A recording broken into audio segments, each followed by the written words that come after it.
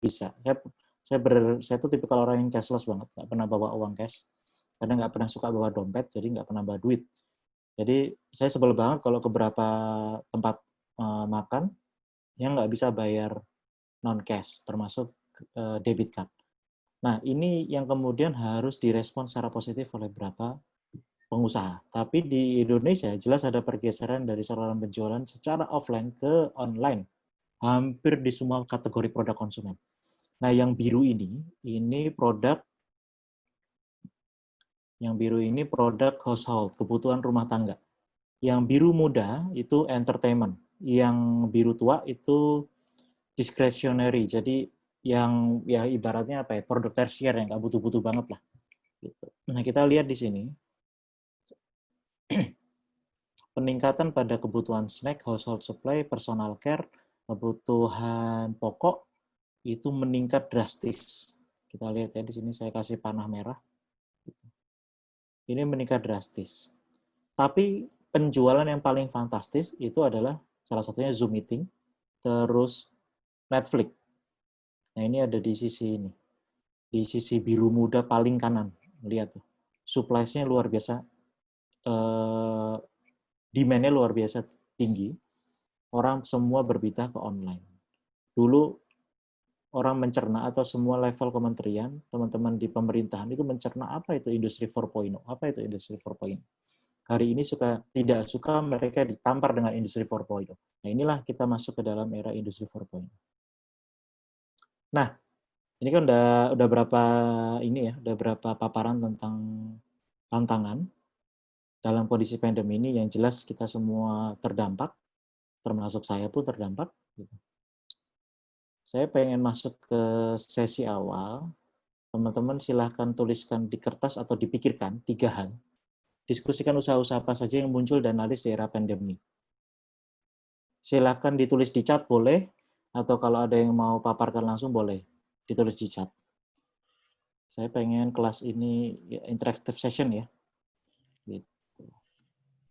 Monggo teman-teman bisa di-unmute sendiri atau bisa ngetik di kolom chat pertanyaan diskusi nomor 1. Apa saja yang muncul dan laris di era pandemi? Menurut teman-teman berarti ini Mas ya? Oke. Iya. 3 produk, 3 usaha apa yang laris di era pandemi. Silakan ditulis di kolom chat.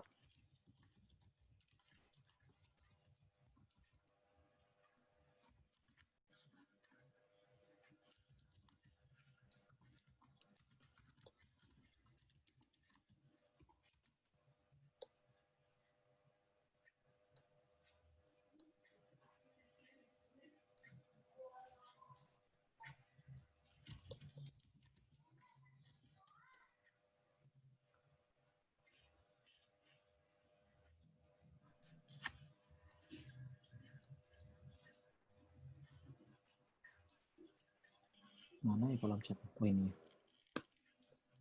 Donat mendoan.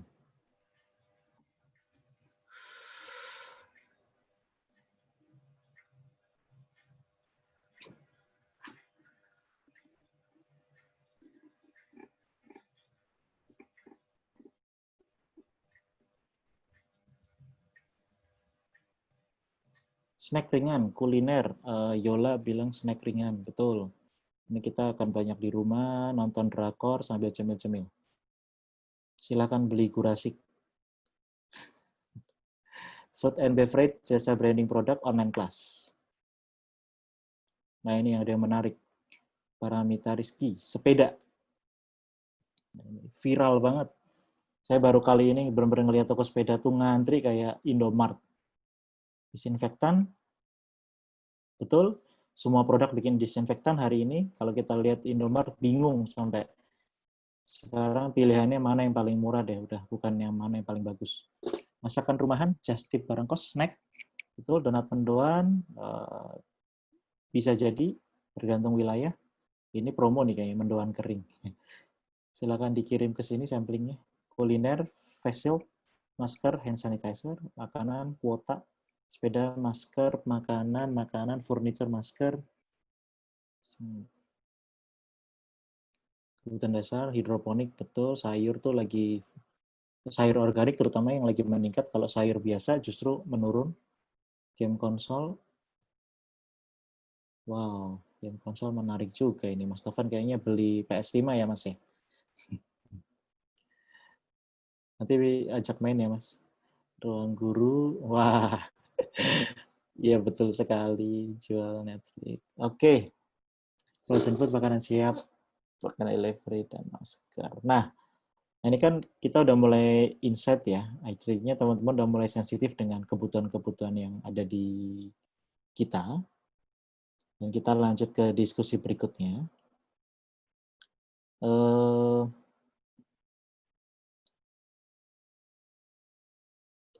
Jangan lupa Mas Nanang atau Mas Uta, silakan di-share ke semua peserta ya. Materi saya tadi, atau ini saya share coba. Melalui ini bisa nggak ya, MBC? Saya mau sharing MBC. Di kolom chat bisa, Mas? Bisa ya? Bisa. Oke. Ini silakan teman-teman nanti renungkan atau dicoret-coret di paper di A4 boleh. Gitu. Kita langsung praktek ya. Nanti. Oke. Next session. Yang kedua, setelah kita tadi bersedih-sedih gitu kan, kemarin kita bersedih-sedih, stres, mikir ini mau ngapain. Nah, selalu ada peluang di balik kesempitan gitu kan. Ibaratnya pasti ada peluang. Optimisme dan peluang bagi UMKM. Di balik itu selalu ada peluang untuk kita yang mau adaptasi dan berubah. Jujur, kalau kita bilang anak teman-teman sekarang pasti akan merasa lebih sibuk karena banyak webinar gratis bermutu yang teman-teman bisa ikutin, sampai bingung ibaratnya kalau lagi buka IG, mana ini yang mau kita ikutin. Event kelasnya Pak Renat Kasali itu juga gratis, siapa lagi Visinema juga gratis, Angga Dwi Masa Songko itu sering banget live gratis. Nah, itu ilmunya daging semua untuk teman-teman yang suka film. Nah, di sesi berikutnya kita coba mulai diskusi tentang optimisme dan peluang bagi UMKM. Nah, riset konsumen hampir di beberapa konsumen CNBC, kemudian McKinsey, Deloitte menyatakan masyarakat tetap butuh makan. Ini salah satu poin penting.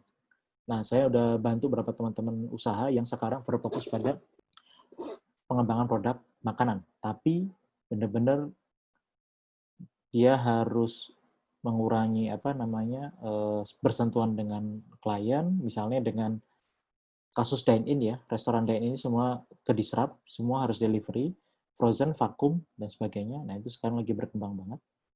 Kemudian peluang berikutnya, kita itu negara besar. Indonesia itu bukan cuma negara besar, tapi negara dengan market konsumen terbesar di Asia Tenggara. Gitu. 40%, kita itu market share-nya itu 40% di seluruh Asia Tenggara. Jadi bisa bayangin nggak? E-commerce terbesar, paling banyak e-commerce yang masih bisa hidup itu di Indonesia. Nah, di sini CEO-nya McKinsey pernah bercerita, Mbak Pilia Wibowo pernah cerita, pada titik ini merangkul digital tidak dapat dinegosiasikan. Dan Indonesia sebenarnya nggak bodoh-bodoh banget soal digital. Kita negara terbesar di Asia Tenggara yang menggunakan Facebook. Kita punya dekakorn paling banyak di Asia Tenggara. Gitu. Jadi beruntunglah Indonesia, walaupun internet kita jebot ya secara sinyal, tapi kita punya orang-orang kreatif, dan ini dimanfaatkan sebenarnya peluang juga bagi kita. Banyak perusahaan-perusahaan asing, yang saya tahu sekarang ada 3 perusahaan Perancis yang pindah ke Jogja, ya mungkin karena banyaknya demand ya, banyaknya tenaga IT bagus yang ada di Jogja sehingga mereka bikin kantor di Indonesia. Juga ada perusahaan bikin robot yang ada di Salatiga, namanya Formulatrix. Itu yang bikin PCR test tanpa sentuhan dengan orang. Nah, itu lagi dikembangkan oleh Formulatrix, perusahaan Amerika yang berbasis di New York dan Boston. Nah, ini yang kita perlu perhatikan bahwa kita tuh punya banyak potensi di sini. Penerapan teknologi udah jadi hal yang biasa. Penjualan HP kita juga salah satu paling besar di Asia Tenggara. Kita hampir tiap tahun ganti HP. Nah, peluang berikutnya adalah pelaku usaha UMKM harus segera menerapkan omni-channel. bukan cuma go digital. Nah, ini saya merasa anak-anak Jendela, anak-anak muda ya, teman-temannya masih muda, saya merasa harus menampilkan sesi ini, omnichannel, karena ini udah harus kita kenalkan. Kalau kebanyakan orang itu melakukan multi-channel, nah kita harus mulai menggunakan aplikasi-aplikasi yang berbasis omnichannel. Kalau di multi-channel, yang nangani toko itu sendiri, yang nangani website itu sendiri, yang menangani mobile itu sendiri. Nah, ini salah satu aplikasi apa sih Mas yang omnichannel? Salah satu aplikasi omnichannel itu contohnya GoFood dan Grab. Dia bisa mempromosikan barang kita, juga menjadi update untuk inventory barang mana yang habis dan mana yang paling laris. Gitu. Jadi stok yang ada di offline itu terupdate ya secara online. Driver senang, customer juga senang. Itu salah satu basis omnichannel yang bisa dipakai teman-teman. Kemudian dari segi sosial, Facebook, Instagram itu connected. Juga YouTube. Nah, itu semua harus terintegrasi dalam satu akun, kalau saran saya. Jadi satu akun itu nomor telepon, WhatsApp bisnis, dan juga website, itu harus terkoneksi di dalam satu akun yang sama. Sehingga teman-teman tuh hanya dengan satu orang bisa mengelola ini semua. Nah, ini yang hebatnya dari omnichannel. Yang kedua, kayak ada satu aplikasi bagus yang ada di Telkomsel punya, namanya Saku. Saku, S-A-K-O-O, O-nya 2.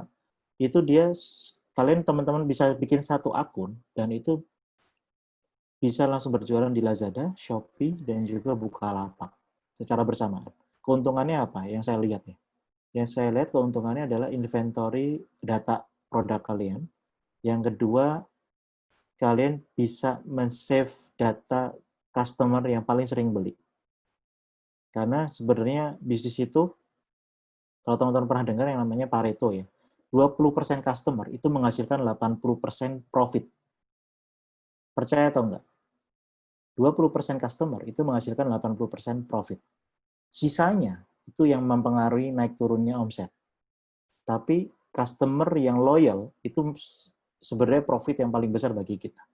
Nah, kalau kalian sempat dengar berita, Facebook benar-benar mengalami penurunan pendapatan karena dia tidak menyaring informasi terhadap diskusinya Trump, misalnya pernyataan-pernyataan Trump, sehingga Unilever mundur, kemudian Nike mundur, Adidas pun rencananya juga mundur.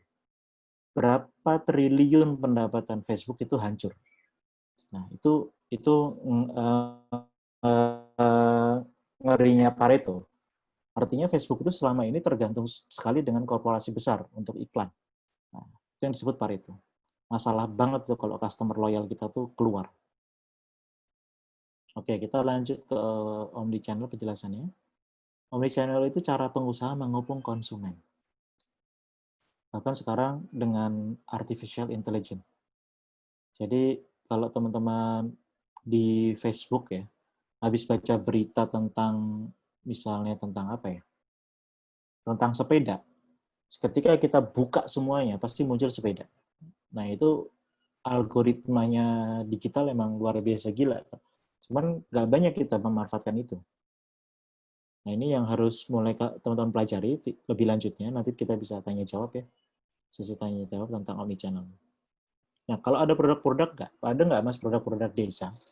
Produk-produk lokal yang menggunakan omnichannel. Nah, saya ngelihatnya salah satu yang menggunakan reseller, kemudian juga marketing online secara efektif, itu adalah lingkar organik, produk lingkar organik.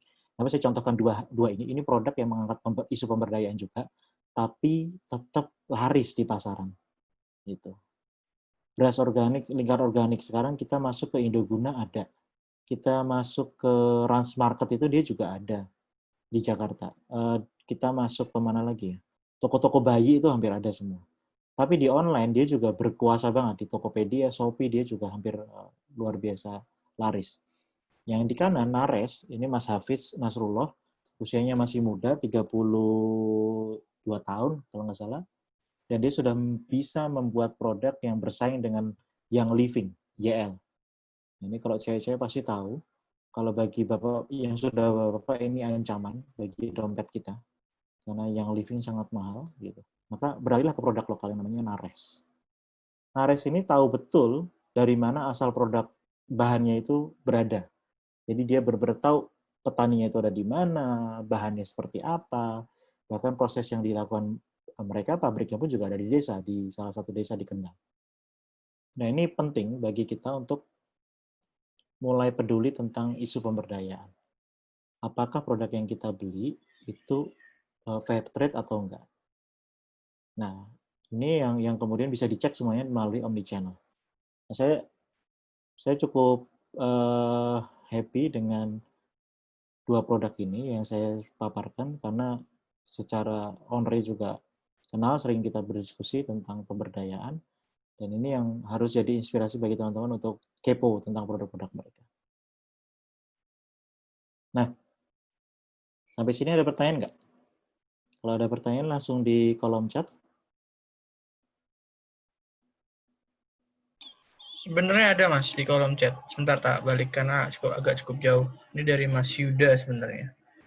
Berarti sesuai sama perubahan piramida teori Maslow ya, di mana safety dan psikologi need atau rasa aman dan kebutuhan dasar secara mulai buta ingin dijaga dan selalu terpenuhi oleh kita dibanding aktualisasi diri macam traveling, konser dan lain-lain. Ini mungkin tadi balik ke ini ke hal yang ternyata tadi Mas paparin tuh beberapa item yang cukup laku di masa pandemi ini. Betul. Gitu. Itu ya, walaupun sebenarnya aktualisasi diri tetap terjadi ya. Ada tren-tren fotografi online. Lihat nggak teman-teman? Artis-artis pada foto online dan sebagainya. Artinya orang-orang sekarang cukup kreatif untuk itu. Teori apapun itu saya pikir relevan. Juga kalau kita kembali pada teori misalnya dalam kondisi pandemi ini pun orang juga masih pengen dapat need of achievement. McClellan ya, need of achievement. Semua orang juga akhirnya yang punya uang memanfaatkan momentum ini dengan pamer, berbagi-bagi sembako dan sebagainya yang kelihatan, tapi begitu akhirnya dikerubung, dia menolak untuk memberikan bantuan. Nah, ini yang sebenarnya agak lucu juga gitu, kondisi-kondisi kita, dan ini makin memperlihatkan sosok kita sebagai human. Kita pengen pamer, tapi ketika dimintain tolong juga nggak mau ngasih. Nah, ini hal-hal yang saya pikir sangat berbahaya ketika itu terlalu ditonjol-tonjolkan lah. Apalagi ini hampir konten YouTube, betul sih. Saya pikir tindakan beberapa YouTuber berdiskusi tentang giveaway dan sebagainya itu saya cukup sepakat.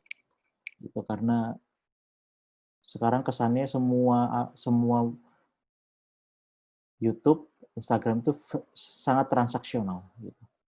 Nah, ini yang perlu kita renungkan lagi. Kalau kalian dalam bisnis sih oke-oke aja, ngasih giveaway yang cukup relevan lah. Jangan kemudian misalnya saya jualan beras gratis mobil itu kan, itu nggak terlalu relevan. Nah, ini yang coba teman-teman nanti renungkan. Kira-kira apa sih yang relevan untuk itu semua? Saya menggagas malah satu ide di Yayasan Berdesa. Jadi Usaha ini juga mendirikan Yayasan Berdesa. Kita pengen bikin satu gerakan donasi untuk kegiatan modal usaha teman-teman terdampak. Karena ini sebenarnya jauh lebih dibutuhkan. Nah, dalam satu diskusi, mungkin intermezzo, saya kemarin kerjasama dengan Amarta.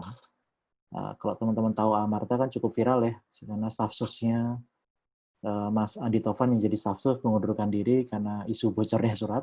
Tapi terlebih itu, saya melihat memang ada satu aspek positif yang ada dari Amarta. Amarta saat ini satu-satunya penyedia jasa yang menghubungkan antara kita selaku pemilik uang dan juga ibu-ibu yang membutuhkan dana. Nah, dari diskusi kita kemarin di lapangan dengan tim Amarta di Jogja, di salah satu kelompok ibu-ibu, hari ini kondisi digital itu tidak bisa kita syukuri saja, tapi juga bisa kita renungkan sebagai satu pembelajaran. Ini mungkin penting bagi teman-teman kalau mau bikin gerakan yang dari sisi ekonomi cukup memprihatinkan, cukup memberatkan bagi keluarga-keluarga yang anaknya banyak. Gitu. Bisa bayangin nggak kalau semua sekolah tuh kita ngelihat ada anak di misalnya pinggiran Kalijode ya, dia punya anak 3. Anaknya itu udah SD, SMP, SMA, dan semuanya harus school from home, sekolah online. Kira-kira butuh kuota berapa? Apakah mereka bisa mengakses IndiHome? Kan enggak. Apakah mereka punya internet yang gratis? Kan enggak. Nah, ini yang kemudian dirangkum. Tim saya akhirnya saya suruh ngerangkum. Rata-rata orang tua, kita menyebutnya keluarga penerima manfaat, karena di Kemensos pun kita nggak pernah pakai bahasa orang miskin, tapi keluarga penerima manfaat, rata-rata mereka menghabiskan 150 sampai 250 ribu. Itu tambahan pengeluaran mereka untuk beli kuota.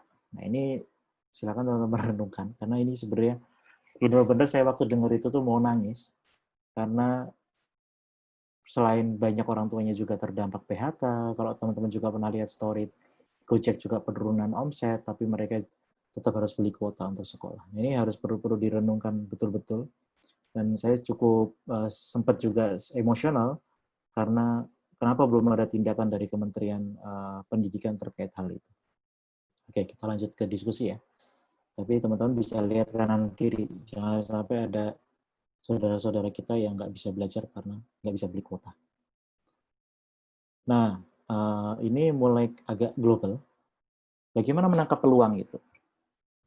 Nah, saya pernah menjadi pengusaha, saya udah jadi pengusaha dari usia 19 tahun, atau di tahun 2008 saya udah bikin bisnis pertama. Jelek-jeleknya Mas Senang tahu semua. Waktu bikin kafe pun jelek-jeleknya Mas Taufan juga tahu yang ada di forum ini. Jadi 3 tahapan penting. Ini setelah saya mulai bisnis dan saya menjadi konsultan beberapa pengusaha dan beberapa perusahaan, bahwa 3 tahapan penting ini tidak pernah berubah dari zamannya Warren Buffett, Donald Trump, sampai sekarang. Yang pertama yang harus teman-teman capai adalah akuntabilitas. Mau bisnisnya mendoan, mau bisnisnya reseller, mau bisnisnya bikin susu rasa-rasa, apapun itu, teman-teman harus mulai catat. Gitu. Karena sebenarnya jangan marah sama bank, jangan marah sama pemerintah ketika nggak bisa ngasih akses modal, karena semua syarat untuk kita diinvestasi, muaranya adalah pencatatan keuangan dan transaksi. Nah, maka penting teman-teman harus mulai mencatat pengeluaran dan transaksi. Segala uang yang keluar dari kantong pribadi untuk usaha itu adalah modal. Dan itu ibaratnya hutang perusahaan terhadap teman-teman selaku komisaris atau owner. Itu juga harus dipertanggungjawabkan nanti secara laba ruginya. Maka jangan berkata laba kalau kalian masih ragu terhadap pembagian laba kotor dan laba bersih. Nah, saya dulu pernah melakukan salah satu inkubasi dan akselerasi paling cepat di Pacitan, yang hanya 4 bulan, itu teman-teman sudah bisa akuntabel atau investable bahkan. Yang pertama, mulai men-setting yang namanya arus buku kas besar. Buku kas itu kayak gimana? Browsing aja, googling ya. Jadi, saya pernah disebut sama konsultan saya cukup senior, pengusaha senior, dia bilang, kamu kok cepat banget nyari data sih? Ya karena kita bisa cari itu semua ada di Google. Kalau kalian butuh data pasar misalnya, tentang cara melakukan feasibility studies, cara melakukan studi kelayakan usaha. Nah, kalian tinggal tambahin .pdf, itu semua udah ada artikelnya. Jadi saya suka banget mencari data di Google yang berfaedah, dan itu caranya dengan seperti itu. Yang pertama, kalian 1 bulan ini cari tentang bagaimana mencatat buku kas. Nah, itu 1 bulan. Kemudian mulai catat kalau punya bisnis ya. Jangan mulai dari itu deh, mulai dari pengeluaran pribadi. Yang kedua, nanti teman-teman bisa memetakan yang namanya profitabilitas. Laba bersih, benar-benar. Ini biasanya dalam 1-2 bulan aja udah ngelakuin, udah bisa memetakan yang namanya profitabilitas. Maka bulan ketiga, bulan keempat, kalian sudah bisa dinyatakan bankable. Kalau sudah syaratnya punya pencatatan keuangan, yang kedua profit. Gitu. Saya dulu minjem kur di BRI itu 2 kali. Saya di investasi investor juga udah 1-2 kali. 2 kali kalau nggak salah, 2-3 kali. Artinya semua itu butuh portofolio. Nah, portofolio kalian itu adalah buku pencatatan keuangan atau Excel, kemudian laporan laba rugi, Dan yang ketiga nanti company profile. Nah, itu 3 tahapan penting menjadi pengusaha. Apapun produknya, mau jasa, mau produk keripik dan sebagainya. Nah, yang ketiga yang nggak pernah diajarkan buku manapun, bahkan saya pikir kampus manapun itu hampir lupa, yaitu menata kembali rantai pasok produksi. Gitu. Berapa banyak teman-teman usaha mikro terjebak dengan single supplier dan single buyer. Buyernya itu aja. Suppliernya itu aja. Udah nyaman sama supplier, males ganti. Gitu. Nah, ini yang saya alami ketika di restoran, di F&B. Saya hampir setiap bulan, mungkin 3 bulan sekali lah mengevaluasi supplier.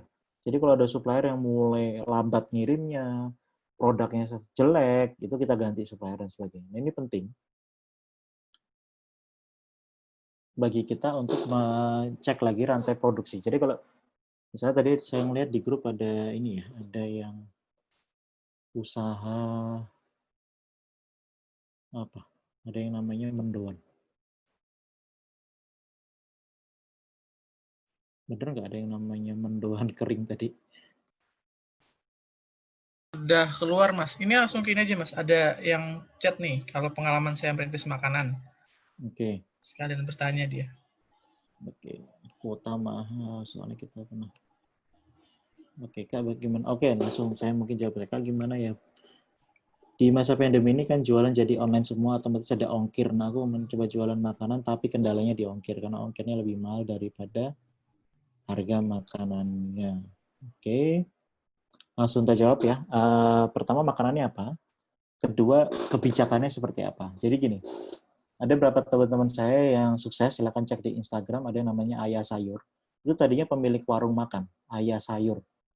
Itu di Bandung. Dia tadinya 3 orang teman yang punya warung makan. Dan kemudian beralih menjadi jualan sayur.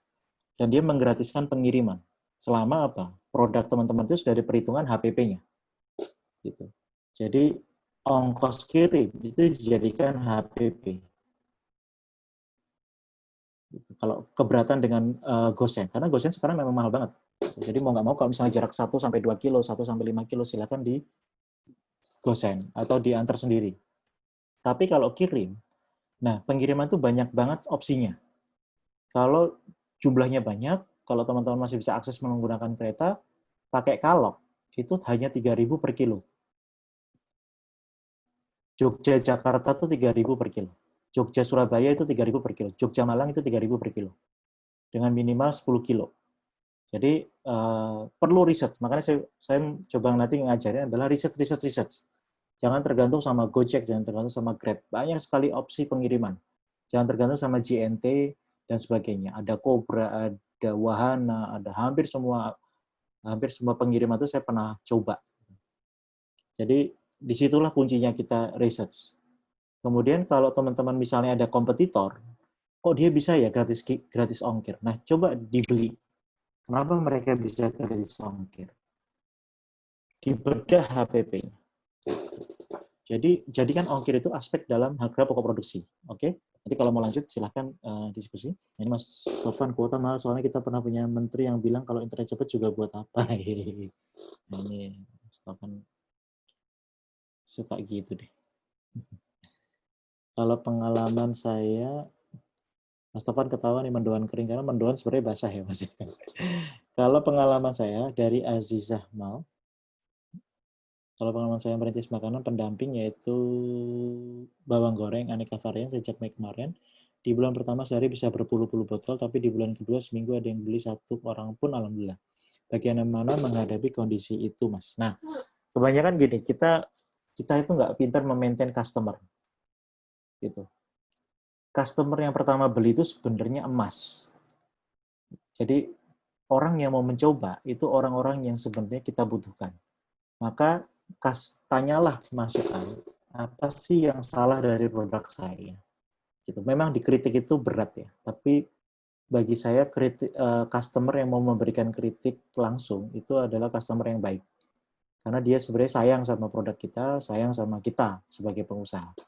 Nah, maka tanyakan, apa sih yang jadi kendala apa sih yang kurang dari produk saya? Apakah terlalu mahal? Apakah kurang enak? Dan sebagainya. Nah, itu penting banget. Terus ketika kita misalnya nih, mau jualan, itu harus dipikirkan juga, kalau saya bludak itu gimana ya?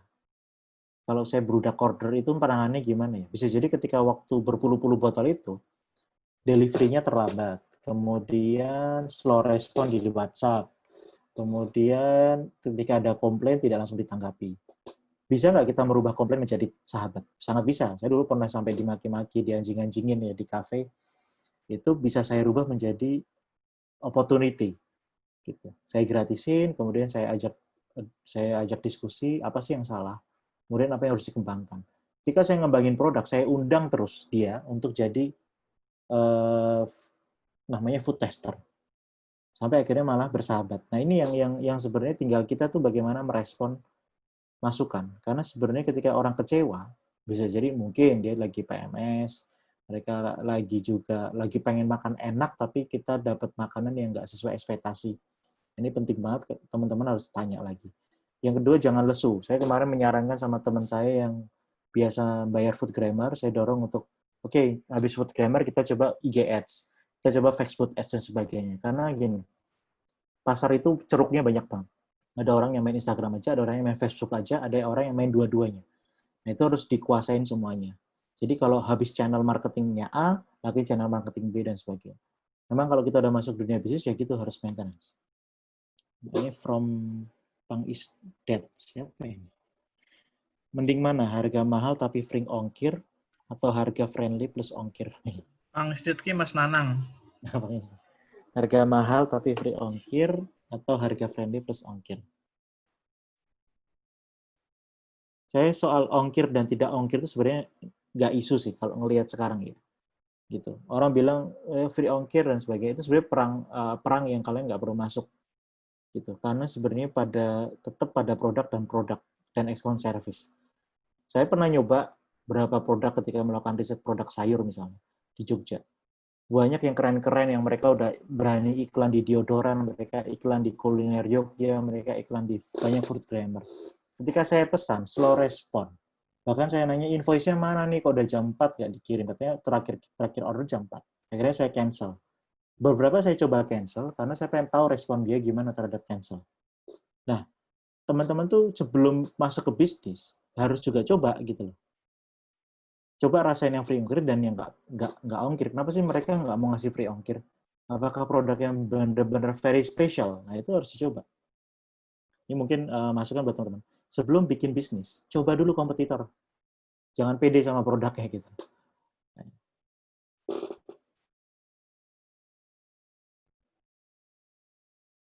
Nah, ini juga kan dia keliling mal di pasar beli SMA. Nah, betul tuh Mas Tovan. Teman-teman bisa baca di chat ya. Jadi ini sharing bagus dari Mas Tovan. Nggak banyak orang memikirkan tentang rantai nilai. Itu sebenarnya rantai nilai, case-nya. Dari mana supply, dari mana buyer-nya, dan apa yang tidak dipikirkan orang. Nih, ini satu ilustrasi ini sebenarnya. Ini relevannya dengan BUMDes, tapi sebenarnya ilustrasi ini adalah, kalau teman-teman lihat, kalau di desa kita ngobrol sambil ada makanan, itu kan informal ya. Nah, saya mengajarkan dengan teman-teman di desa, teman-teman di UMKM di daerah, selalu gini, selalu mulai ide itu dengan sesuatu yang rileks. Tidak pernah bisnis besar dilakukan dalam kondisi yang tegang. Benar nggak? Bisnis itu selalu dipikirkan dalam kondisi yang santai. Ini yang perlu teman-teman pahami. Saya hampir ketemu dengan banyak CEO hebat, termasuk Pak Sandi dan sebagainya. Kita selalu berdiskusi ide bisnis dalam kondisi sambil ngopi dan sebagainya. Jadi tidak bisa bisnis dilakukan, ide bisnis itu dilakukan dalam kondisi yang tegang. Yang kedua, melakukan proses bisnis. Nah, proses bisnis yang teman-teman bisa lihat di sini, ini sebenarnya salah satu ilustrasi di buku kita. Kalau teman-teman berkelompok, silakan bentuk tim kecil penyusunan rancangan usaha. Kemudian melakukan survei internal dan eksternal. Survei internal itu gini, kadang-kadang kita tahu customer kita tuh ada di lokal. Tapi juga produk kita ini bisa laku juga di Jakarta misalnya. Nah itu dicari peluangnya, survei pasarnya tuh market tuh butuh apa sih hari ini. Jadi saya udah paparkan kan di awal. Itu sebenarnya data market. Itu kalau sama perusahaan kelas Unilever tuh diolah datanya. Apa nih yang orang butuhkan? Gitu. Makanya nggak heran Unilever sekarang Lifebuoy, apalagi Wardah ngeluarin yang namanya hand sanitizer karena itu market terbesar. Gitu. Tapi kalau ada orang kemudian milih Wardah, kenapa? Bisa jadi karena produknya halal. Itu yang juga nggak dipikirkan oleh beberapa kompetitornya. Bahkan Unilever baru-baru ini ngeluarin produk di TV, kalau teman-teman lihat namanya Sahaja, sabun cuci tapi syariah. Itu market, karena market kita adalah orang-orang yang memang peduli dengan isu-isu syariah. Nah, ini survei, habis kita tahu marketnya, maka kita cek diri kita. Kita punya modal nggak? Kita punya tenaga kerja nggak? Kita punya rumah produksi nggak? Kita bisa nggak masak itu? Misalnya kalau peluang terbesarnya lagi ayam geprek ya, kita bisa nggak masak ayam itu? Kita harus coba. Nah, itu survei potensi. Yang berikutnya baru susun bisnis plan. Nah, bisnis plan nanti kita akan bahas di sesi belakang. Kalau teman-teman mau coba-coba ngisi bisnis plan, kita udah bikin website-nya namanya rencanausaha.id. Coba dicatat, rencanausaha.id. Dicoba-coba-coba. Gitu. Itu udah terstruktur, karena waktu itu kita waktu ke Kementerian Desa, hampir segini ya, mungkin satu ruangan itu isinya proposal bisnis. Kenapa tidak digitalkan aja? Itu kita akhirnya bikin rencanausaha.id. Nah, ini yang saya bilang tadi rantai nilai. Ketika produksi, mereka lupa tentang mereka fokus pada market, tapi mereka lupa pada penyediaan input. Ini yang tadi Mas Taufan cerita. Artinya, bisnis itu tidak semua di level penjualan, tidak semua di level produksi. Kita bisa juga kok sebagai supplier aja. Ada nggak bisnis yang supplier aja? Banyak. Gitu. Di Jakarta itu ada yang cuman dia jadi supplier bagi reseller-reseller jualan sandal. Dia nggak punya toko. Jadi orang kalau mau ngambil harus grosir. Itu ada. Gitu. Kemarin juga sempat viral di Tanjung Priok, orang yang menjual sepeda dengan syarat ya grosir, harus grosir. Jadi dia nimbun barang, sepeda lipat dari Taiwan, dan itu mereka syaratnya beli harus toko sepeda, atau minimal ngambil 10. Gitu. Jadi memang ada orang yang nggak langsung ke business to customer, tapi business to business. Itu juga ada. Gitu. Nah, kalau teman-teman cek nih, misalnya produk Nares nih ya, essential oil Nares ini suksesnya bukan karena B2C, bukan business to customer, tapi dia sebenarnya penyediaan input. Dia B2B. Jadi Nares ini bikin essential oil dari ekstraksi kulit jeruk untuk Nutrisari, dan juga bikin essential oil berapa produk-produk untuk Unilever. Jadi saya sempat tadi mikir juga waktu kayak nyoba-nyoba produk Unilever kayak Odol misalnya Pepsodent, itu ada bau peppermint. Nah itu mirip banget dengan peppermint yang saya pernah beli di Nares. Jadi dipakai untuk industri. Jadi itulah penyediaan input. Kita fokus, nggak hanya fokus sama langsung ke customer, nggak semua bisnis itu langsung ke customer. Banyak banget bisnis yang hanya untuk supply ke perusahaan. Kemudian ini contoh rantai nilai, tidak semua usaha berbasis produksi. Coba pelajari peluang lain. Nah, coba peluang lain apa aja selain produksi. Karena di Indonesia ini 80% orang kalau mau bikin bisnis itu pengen jadi inventor. Kita tuh pengen jadi Einstein, pengen jadi penemu pertama. Inovasi-inovasi nggak masuk akal. Ini contoh pendataan rantai nilai waktu saya project dengan survei. Nah, kita masuk ke tahap 2. Pivot. Nah, ini lagi viral banget. Pivot. Apa tuh Mas pivot gitu? Pivot itu sebenarnya kan bahasa populer ya di dunia olahraga. Gitu. Nah, pivot itu cara kita merubah cara berjualan, tapi dengan produk yang sama. Kalau udah ganti produk, ganti bisnis, udah bukan pivot. Tapi misalnya dari offline to online, dari online to offline, dari online to delivery service. Nah, itu pivot. Salah satu contoh paling sederhana adalah, yuk kita banyak sekali sekarang warung makan yang melakukan usaha makan yang tadinya BC dan M, mereka harus ready to cook. Mereka membuat vakum, frozen, kirim ke mana-mana. Nah, ini yang salah satu pivot yang paling populer hari ini. Nah, tahapan berikutnya adalah belajar model bisnis canvas. Saya waktu dapat buku ini, teori ini senang banget karena ini merangkum semua permasalahan yang ada dalam bisnis. Yang pertama, siapa customer kita. Yang kedua itu nilai lebih produk kita itu apa. Yang ketiga itu bagaimana mendistribusikan produk kita yang katanya keren, strength, ke customer. Yang keempat, customer relationship. Nah, ini tadi pertanyaan yang relevan dengan pertanyaan yang Mbak Syaba tadi. Bagaimana menjaga hubungan pelanggan gitu loh.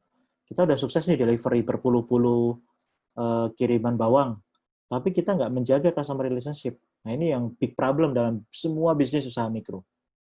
Gitu. Apakah pembelian kedua dikasih diskon, dikasih, kalau saya suka sih bukunya Pak Herman Kataja tentang wow wow experience. Jadi kasihlah wow experience ke customer. Customer misalnya beli 10 dikasihlah gratis masker, gratis apapun yang bisa membuat orang itu wow gila nih servisnya keren banget. Nah, ini yang harus kalian treatment. Yang kelima, pertanyaannya adalah setelah ini kan 1, 2, 3, 4 ini kan ide-ide imajinatif. Nah, yang kelima kita mulai realistis. Revenue stream-nya dari mana? Kita dapat duitnya dari mana? Gitu. Yang keenam, makin realistis lagi. Sumber dayanya dari mana? Aktivitas, sumber daya utamanya apa aja sih? Sumber daya kuncinya. Kita butuh orang nggak? Kita butuh modal nggak? Kita perlu mesin nggak? Kita perlu penggorengan, gas, dan sebagainya. Ini udah mulai dipetain, mulai ribet. Tapi itu sebenarnya bagian penting dari mencicil SOP. Yang ketujuh, aktivitas kunci. Nah, untuk menghasilkan produk dari kacang sampai ke kacang goreng itu prosesnya kayak gimana? Itu aktivitas kunci. Yang kedelapan, partner. Nah, ini juga kesalahan kita nggak pernah memetakan partner. Kita menganggap Gosen ya Gosen aja. Padahal Gojek bisa nggak dijadiin partner? Bisa. Gitu. Bisa nggak supplier tepung dijadiin partner? Bisa, dengan catatan misalnya kita punya produk ayam goreng, kita minta ke supplier kita, bisa nggak saya tempo 1 bulan pembayaran? Itu juga partner kan. Nah, itu komunikasi-komunikasi untuk menjadikan mereka itu partner. Kemudian cost structure yang ke-9. Nah, setelah itu semua udah ribet nih ya, makin ribet yang ke-9. Oke, HPP kita untuk memproduksi ini itu berapa?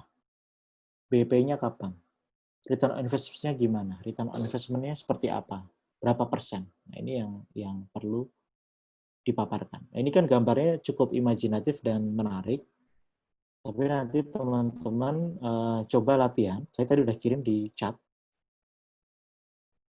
Mau latihan sekarang atau mau latihan besok, monggo. Gitu.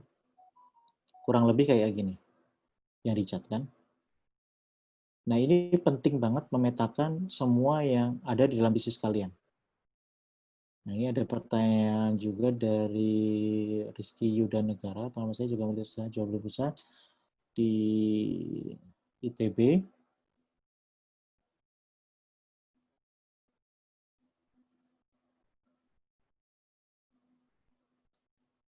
Dan pindah ke Bandung jualan kue balok. Jadi pusat jualan kue balok. Ini kalau orang udah punya mental pengusaha itu, kemanapun dia akan ngelihat peluang. Sama supplier adonan kue balok yang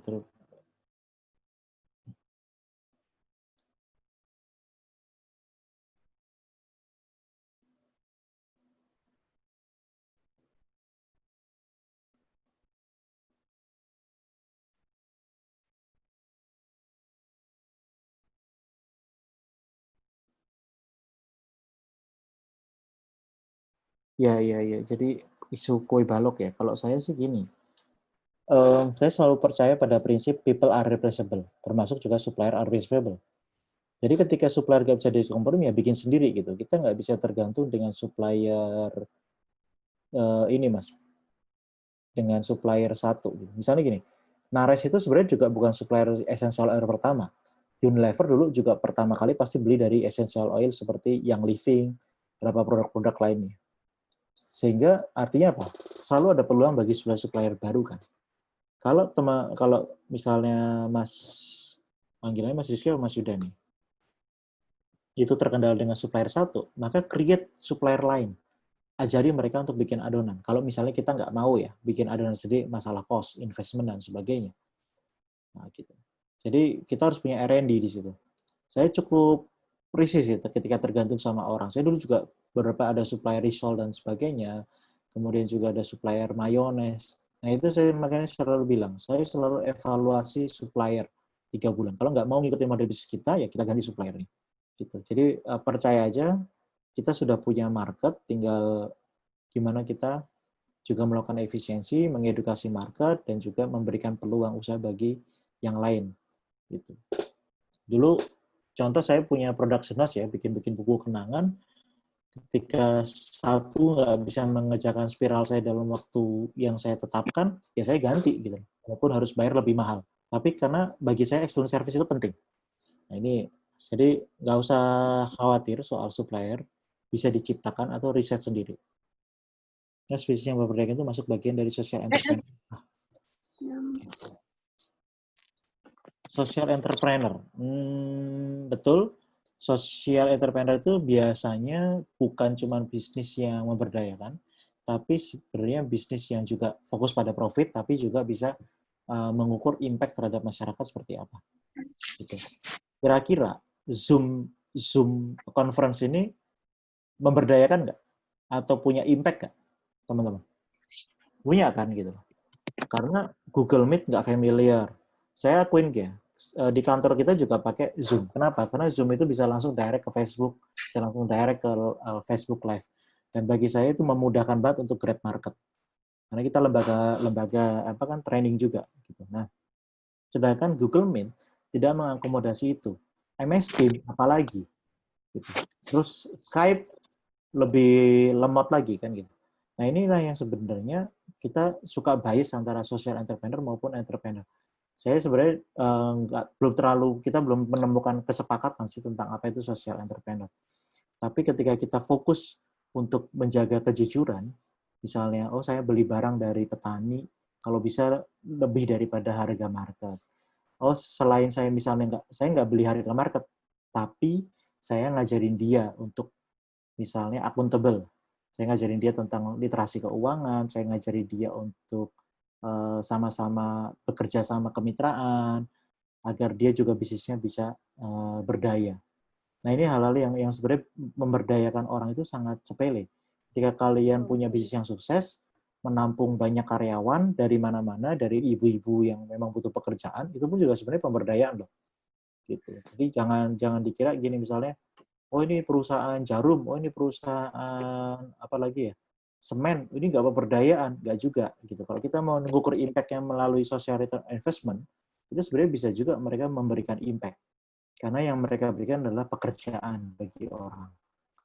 Gitu. Nah, jadi pemberdayaan ini sangat luas sekali sebenarnya kalau kita bicara pemberdayaan. Gitu. Tapi kita mulailah, kalau teman-teman mau belajar tentang panutan pemberdayaan, bisa belajar dari Agradaya, bisa belajar dari Gojek, itu juga social enterprise.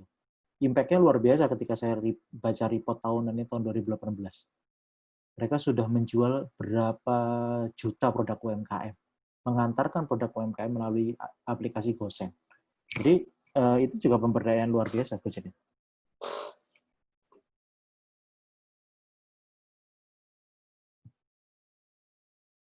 Oke, materi nanti saya share ya. Tadi saya sudah kasih ke Mas Nanang sih. Teman-teman udah bisa dapat model bisnis kanvas ya? Nanti silakan cari referensi lagi. Sebenarnya saya tadi udah kirim ke Mas Nanang juga. Cara ngisinya gimana? Nah, dari pertanyaan ini semua, itu kenapa saya tadi bilang ini hebat banget alat ini untuk mendeteksi bisnis di awal ya. Kalau ada yang lebih mutakhir ya ada Smart Business Map, ada banyak sekali model-model bisnis. Cuman saya suka ini untuk pemula karena dia di sisi kanan kan sangat imajinatif ya. Yang misalnya tentang siapa customer kita, apa nilai tambah kita, value proposition, bagaimana mendistribusikan customer, itu tuh imajinatif. Kalian nggak perlu browsing, bisa ngebayangin sendiri. Nah, itu makanya keinginan versus kenyataan. Saya kalau bilangnya gitu, keinginan versus kenyataan. Karena di kiri kita mulai bingung dengan yang namanya, aduh ini urutannya gimana ya? Oh ini sumber daya yang saya butuhkan apa ya? Partnernya siapa ya? HPP-nya berapa ya? Itu kenyataan. Kanan kanvas itu nilai imajinasi dan ide kreatif. Kiri, otak kiri kita mulai berpikir tentang yang namanya efisiensi, fakta, dan operasional. Karena ini tadi alat yang sederhana, cuma lembaran A4, tapi bisa memetakan itu semua. Nah, mungkin Mbak, siapa tadi ya, yang namanya mirip saya, Mbak Aziza, bisa memetakan ini Mbak masalahnya. Dipetakan di kertas ini dulu. Nanti lag-nya di mana? Apakah di customer relationship, apakah di channel, ataukah di food tester. Saya kemarin baru dapat juga, kalau teman-teman di Jogja tahu yang namanya Nasihat. Nasihat itu benar-benar produknya namanya Nasihat. Jadi cek aja di GoFood ada Nasihat, makan tuh Nasihat. Itu idenya, gimmicknya keren banget. Itu produk yang diciptakan oleh pemilik Ethiopia Coffee, namanya Mas Galik, tapi dibantu oleh brand consultant, namanya Mas Dimas dari Makmuru. Makmuru itu brand consultant yang bikin brandnya Kunto Aji. Jadi serunya si Nasihat ini, dia membayangkan produk yang imajinatif. Jadi seolah-olah si makanannya itu berkomunikasi dengan customer. Yang kedua, ketika mereka mau merilis produknya, mereka melakukan food test kepada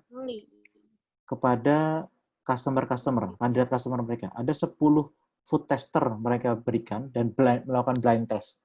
Mana ayam yang paling enak, mana sambal yang paling enak. Itu yang namanya food tester. Jadi silakan dicoba. Jika kalian punya produk, jangan narsis. Kalau produkku tuh paling enak loh. Jangan narsis, silakan panggil orang-orang yang memang expert di bidangnya. Itu pernah saya lakukan di Pacitan, namanya kurasi produk. Dari 50 produk, akhirnya keseleksi hanya 8 produk yang lolos kurasi. Misalnya sama-sama produk wedang jahe, itu diseleksi lagi. Ada 5 dan itu di blind test. Mana yang paling enak? Nah, itu sebenarnya lumrah. Bahkan sampai hari ini, Indomie itu nggak mungkin melakukan rilis produknya tanpa melakukan namanya blind test. Gitu. Siapa Indomie itu biasanya bayar sama Nielsen, perusahaannya Nielsen. Sehingga saya bilang tadi, bisnis yang bagus tuh harus riset. Gitu. Kalau mungkin Mas Tovan ini lagi ketawa, karena dulu saya ledre yang agak ngasal sih. Tapi marketnya ada kan, gitu. Kafe sekarang berkembang banget gitu. Dan buktinya bisnis saya di akhir tahun, di 2 tahun terakhir sebelum pindah, itu sampai detail pun sama Google Beijing, kenapa tutup gitu. Dikonfirmasi kenapa kok kafenya tutup. Karena waktu itu saya pindah, karena Ledre Cafe itu menjadi pencarian terbesar di Google di Jogja. Jadi bayangin nggak, Google sampai nelpon saya gitu untuk mengkonfirmasi posisi kafenya di mana. Nah, itulah pentingnya ketika kita mampu menjaga customer relationship. Akhirnya ketika saya pindah ke Jalan Magelang, dalam selang waktu yang cukup lama, 4 bulan, pun customer nggak pindah. Mereka akhirnya datang juga di opening dan masih terjadi revenue yang lebih baik daripada sebelumnya. Itu pentingnya menjaga customer relationship. Kalau di Instagram, kalian jangan cuma promote produk, tapi juga mulai Q&A. Teman-teman, kalau saya bikin varian rasa, kira-kira mau yang apa ya? Nah, itu bagian dari user interaction. Jangan bangga kalau Instagram kalian tinggi, tapi user interaction-nya itu rendah. Nah, silakan pindahkan ke aplikasi bisnis Instagram kalian ke Instagram bisnis. Itu lebih enak, nanti kita bisa lihat traction. Oke, ini mulai evaluasi aja sebelum masuk ke tanya jawab berikutnya. Tahapan perkembangan usaha. Bikin bisnis itu gampang. Kita punya satu modul namanya 16 jam bikin usaha di desa.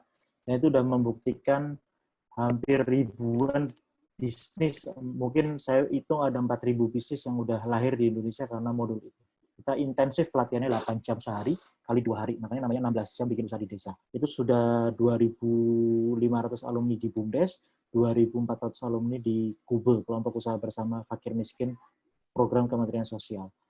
Dan yang offline dari lembaga lain juga udah banyak banget. Dan itu benar-benar aplikasi dalam bisnis. Jadi bikin bisnis itu gampang. Yang susah adalah survival phase. Bisnis bertahan hidup. Lebih susah lagi adalah growth, scale up. Nah, tahapannya seperti apa? Ini sebenarnya tadi intisari yang saya paparkan udah bagian dari cara bertahan hidup dan juga bagaimana menggrowthkan bisnis.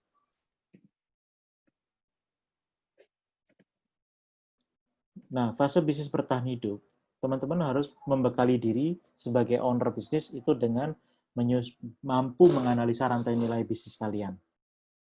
Mampu melakukan studi market. Studi market itu jangan cuma dilakukan di awal bikin bisnis, tapi ketika mau merilis produk baru, itu juga harus dilakukan studi pasar. Kemudian pencatatan keuangan dirapiin. Kalau dulu masih pakai kertas, ya dipindah ke Excel. Kalau udah pakai Excel, dipindah menjadi POS. Banyak sekali aplikasi POS yang lebih murah daripada kita bayar akuntan atau bayar admin. Nah, kalau di Telkom ada Bodum, kalau di Cafe ada Mokapos, ada Nutapos, ada apa lagi? Jurnal ID, banyak banget digital yang cuma berapa ratus ribu rupiah per bulan. Gitu. Jadi lebih murah daripada kita ngerekrut karyawan. Kemudian ketika kita mau perluasan pasar terukur. Perluasan pasar itu harus diukur. Belajar manajemen branding. Branding itu apa sih? Apa bedanya branding dengan logo? Ini yang suka salah kaprah. Apa bedanya branding dan marketing? Itu selalu dikaitkan. Padahal itu beda ranah.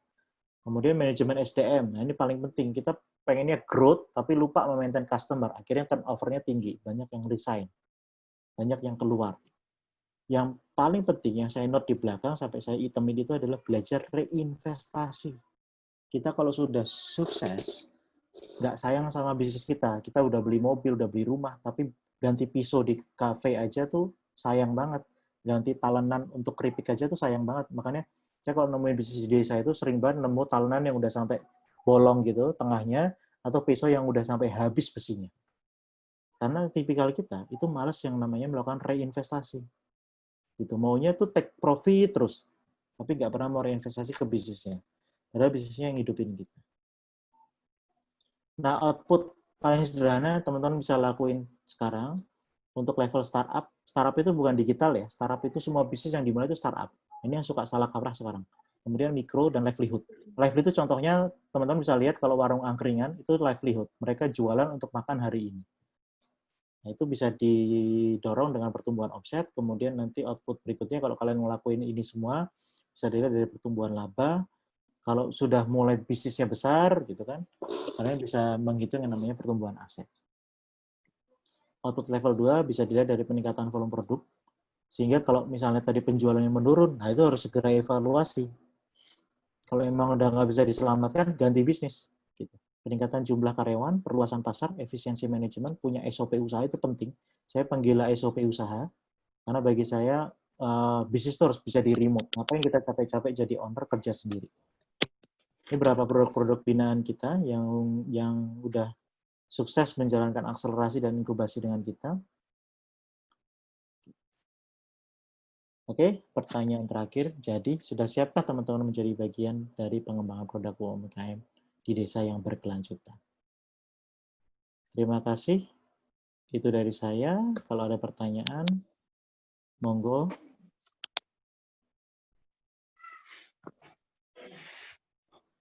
Ini pertanyaan boleh pakai speech ya, teman-teman. Karena materinya udah selesai, biar interaksinya lebih terbangun. Oke, ada di scroll ke atas. Mungkin ada di chat yang masih sisa-sisa. Halo. Halo Mbak Olga Devita. Iya, halo Mas. Saya mau nanya sih sebenarnya ke apa ya? Keresahan dan kekhawatiran saya. Kan saya lagi baru buka bisnis kecil-kecilan aja, thrift shop. Apa Mbak? Saya kan baru belajar buka second bisnis. Hand gitu ya berarti ya? Iya, kayak gitu. Dan baru nyoba-nyoba aja. Karena ngelihatnya bisnis ini tuh kayaknya lumayan gede gitu loh untuk kalangan-kalangan, untuk market yang kalangannya tuh menengah sampai menengah ke bawah itu kayak pada ngincar. Tapi setelah saya lihat-lihat lagi, wah ternyata saingannya tuh banyak banget dan gede-gede banget. Saya kaget sih gitu.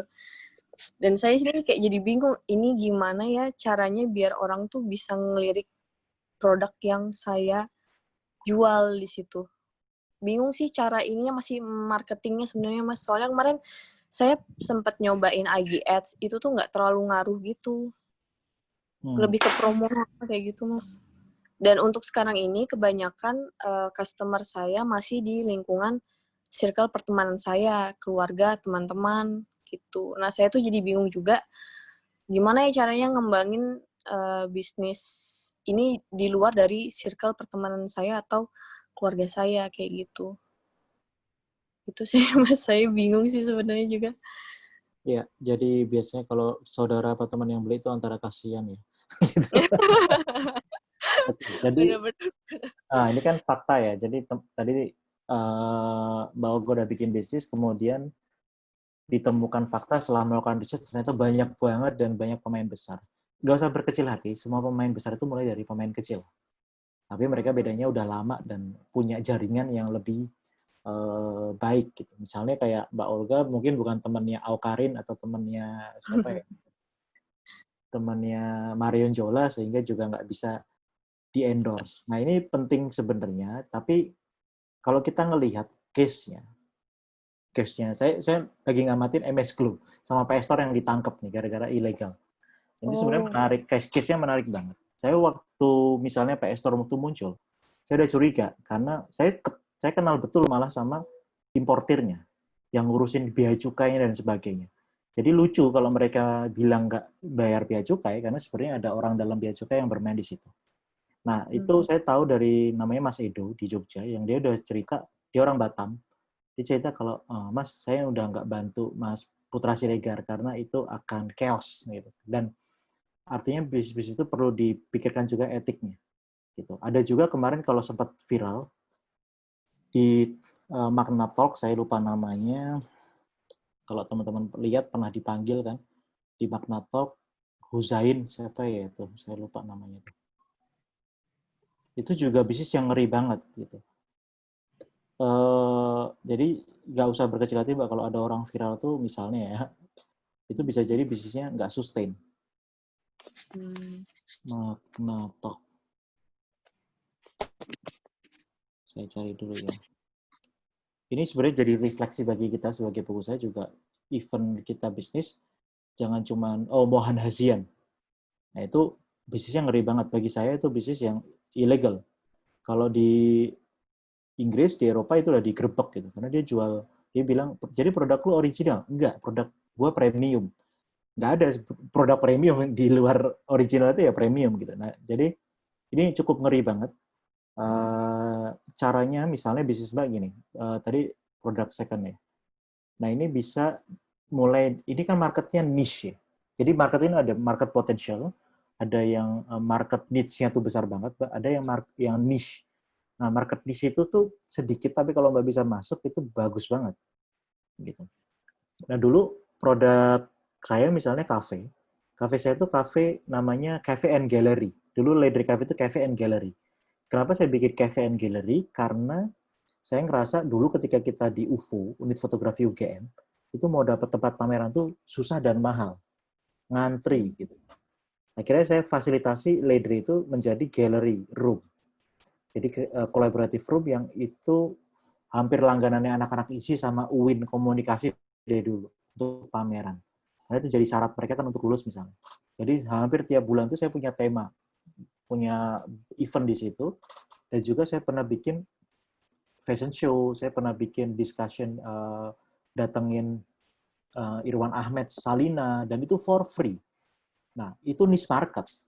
Yang main ke situ, ketika orang bilang hari Senin sepi, saya Senin sampai Sabtu tuh malah panen, karena banyak orang jauh-jauh dari isi Bantul tuh main ke tempat saya. Padahal Ledri Cafe itu lokasinya ada di Pandega Marta dekat UGM. Jadi, selama kita tahu karakter kita, brand kita seperti apa, dan memang niche, nah kita harus terjun ke situ. Jadi, first step yang Mbak harus lakuin adalah coba beli produk saingan. Apa sih yang lebih dari mereka? Apakah servisnya? Apakah wow amazing-nya? Misalnya mereka ngasih bonus. Yang ketiga, apakah yang punya tuh cantik atau misalnya influencer? Itu perlu dianalisa semua. Gitu. Saya suka banget beli produk. Saya selalu sarankan siapapun di tempat saya yang bikin bisnis dalam mentoring saya harus bikin produk kompetitor. Karena disitulah kita tahu kelemahan kita di mana. Bener nggak? Iya. Nah, gitu. Jadi silakan coba untuk sedikit, bagi saya lebih baik Mbak rugi 1 juta untuk nyobain produk-produk kompetitor dan tahu fakta bahwa bisnis saya nggak bisa sustain. Daripada kamu udah bayar iklan IG Ads ratusan juta, nggak ratusan juga, misalnya 1 juta per hari, bayar endorser, kayak Awkarin tuh nggak murah juga ya, kalau nggak salah. Misalnya Rans Entertainment ya, Rans Entertainment tuh bayarannya untuk 300.000 viewer di pertama, itu dia udah kena 4 juta. Jadi kalau dia bisa menggait viewer 2 juta aja, itu bayaran udah berapa kita harus bayar ke dia. Gitu. Jadi viewer itu mahal banget, endorser itu mahal banget. Jadi sebelum kita gegabah ke situ, lebih baik kita alokasikan 1 juta untuk melakukan riset. Beli produk-produk konsumen, produk-produk kompetitor, terus kita review dengan analisa paling sederhana, SWOT. Apa sih strength mereka, apa sih weakness mereka, apa sih opportunity mereka, apa sih threat mereka. Nah, itu kita analisa semua. Nah, itu yang saya lakukan. Kenapa saya bisa ngomong kayak gitu? Saya di-hire sama pengusaha-pengusaha besar dulu. Dan itu bisnisnya miliaran bahkan triliunan. Dan saya tahu pola pikirnya akhirnya. Oh, kenapa orang kaya itu nggak pernah sembarangan bikin bisnis? Lalu kan orang kayak gini, lu kan kaya, lu bikin bisnis kayak gitu. Oh, tidak semudah itu Ferguson. Gitu. Jadi mereka akan riset. Gitu. Jadi mereka akan lebih baik, gue bakar duit 10 juta untuk riset. Gue pastiin bahwa produk ini punya market. Dan itulah yang kemudian saya paham betul, oh begitu ya cara bikin bisnis. Gitu. Kalau ini yang paling basic ya, saya cerita sharing, dan ini benar-benar saya dapat langsung dari orang blibli.com. Sebelum blibli.com atau Jarum itu membeli tiket.com, dia itu invest 5% saham di Traveloka. Fungsinya apa? Ngelihat traffic. Karena ketika kita sebagai pemilik saham, kita akan dapat data, penjualan, kenaikan pendapatan, dan sebagainya. Maka ketika dia udah yakin, maka dia akuisisi tiket.com. Gitu. Jadi semua prosesnya itu melalui research. Oke. Mungkin bisa menjawab ya Mbak Olga. Silakan habiskan 1 juta rupiah atau 500.000 lah untuk membeli produk kompetitor di awal itu. Atau iseng-iseng WhatsApp Habis aja. itu dijual lagi. Iya, Habis habis itu dijual itu lagi bisa. iseng-iseng WhatsApp juga. Bagaimana sih mereka menanggapi customer? Itu penting banget. Gitu. Masuk. Masuk ya. Terima kasih, Mas. Oke, ini ada lagi siapa tadi Boy Sakti. Apakah relevan dengan solidarity entrepreneur? Nah, ini saya mulai merasakan Mas Heri Purnomo di masa pandemi ini, apakah relevan dengan solidarity entrepreneur? Betul. Ternyata di dunia digital itu algoritmanya kita harus kolaborasi. Makanya di YouTube jangan heran kalau orang siapa tuh Baim Paula sama Rans sama Atta Halilintar macam-macam. Karena ketika kita kolaborasi, nanti ketika kita ngeklik salah satu, itu nanti recommendation-nya akan itu semua, teman-temannya mereka. Itu algoritmanya seperti itu. Saya baru-baru ini di berdesa.com juga kolaborasi dengan Kumparan, dengan Berita Satu, dengan beberapa website untuk menjadi backlink. Jadi kita main backlink. Ketika itu kita muncul di Kumparan, orang akan masuk ke Berdesa. Dari Berdesa akan dapat artikel lain ke misalnya Berita Satu. Kita muncul ke Berita Satu. Nah, itu manfaatnya apa? Untuk meningkatkan Google AdSense, pendapatan iklan kita. Itu contoh untuk dunia ini ya, media online. Jadi solidarity apapun bentuknya itu penting banget.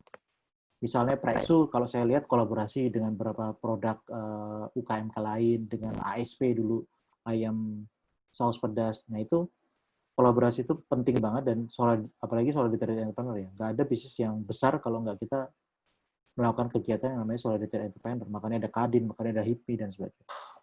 Oke, Mas Boy Sakti. Tapi balik di awal sebelum terapi teori kanvas. Membentuk mental wirausaha itu paling mudah gimana caranya, Mas? Nah, iya, sebenarnya saya ada materi di 16 jam itu salah satunya 10 karakter kewirausahaan. Jadi saya lupa ingat. Bentar, saya buka. First step di kelas 16 jam kita tuh ada namanya kelas ada namanya 10 karakter kewirausahaan. Dan ini hasil diskusi, hasil wawancara dengan 16 dengan banyak entrepreneur yang akhirnya memunculkan 16 karakter ini. Itu saya cari dulu sebentar. 16 jam. Modul 16 jam.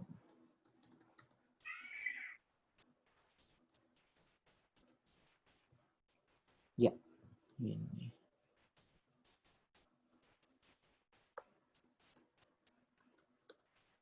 Nah ini. Ada 10 karakter kewirausahaan yang harus dimiliki teman-teman. Silakan Mas Boy Sakti kalau mau mencatat. Ini mungkin saya share screen ya buat teman-teman juga. Ini buku yang saya tulis. Nanang ketawa itu, dulu nggak pernah nulis makalah, sekarang nulis buku. Karena beda Mas, ini dibayar soalnya Nang. Ada ke orang ada motivasi uang itu sepedo. Biar nggak makalah bayar ya. Biar aku makalah bayar ke Ferry. Ada 10 karakter wirausaha. Yang pertama, itu bisa melihat peluang. Yang kedua, siap menghadapi tantangan dan memiliki semangat wirausaha. Jadi, ketika kita masuk ke dunia usaha, itu kita terjun ke wilayah yang namanya risk taker. Kita tuh orang yang berani ngambil resiko, tapi jangan goblok-goblok banget. Gitu. Saya bahasa ya kasar. Karena gini, sebenarnya risiko itu bisa diukur. Saya dulu termasuk yang goblok juga gitu waktu bikin Nomaden, Experimental Artworks. Di tahun pertama saya dapat omset 300 juta. Di tahun pertama juga saya rugi 200 juta. Gitu. Karena apa? Datanya hilang. Gitu. Nanang kalau tahu, gue sebutin namanya, janganlah. Gitu. Jadi Gue tahu itu. data 2 sekolah hilang di format untuk install game. Jadi bisa bayangin nggak? Nah, itu kayaknya Mas Tovan juga tahu tuh. Cerita itu. Tapi gimana pengusaha itu dinilai bukan gimana kita jatuh, tapi gimana kita rising. Gitu. Akhirnya saya ngasih solusi dengan Tarakanita, saya ngasih solusi dengan MAN 1 Yogyakarta untuk menyelesaikan kasus itu. Dan akhirnya selesai. Justru habis itu banjir order. Gitu. Jujur dulu setelah kasus itu, saya mulai tidak bekerja sama dengan siapapun, saya mulai memfreelance-kan semuanya. Desain saya freelance-kan, foto saya freelance-kan, dan itu justru bisa ngasilin pendapatan 5-7 juta bersih per bulan. Gitu. Dan itu terpaksa saya tutup tahun 2011 dalam kondisi profit, bukan karena saya jenuh dengan bisnis, tapi karena komisaris utama dalam bisnis saya meminta saya quit, berhenti untuk balik kuliah. Itu ibu saya sendiri. Gitu. Tapi tetap aja akhirnya terjun ke bisnis lagi. Jadi sehebat-hebat bisnis. Jasamu akan gue ya, Cis ya. Iya, sehebat-hebat bisnis harus inilah. Harus tetap punya restu orang tua. Jadi yang pertama bisa melihat peluang, siap menghadapi tantangan, memiliki tujuan. Kalian tuh kalau nggak punya tujuan, tujuannya apa? Oke, saya pengen punya Ferrari, itu tujuan nggak masalah. Gitu.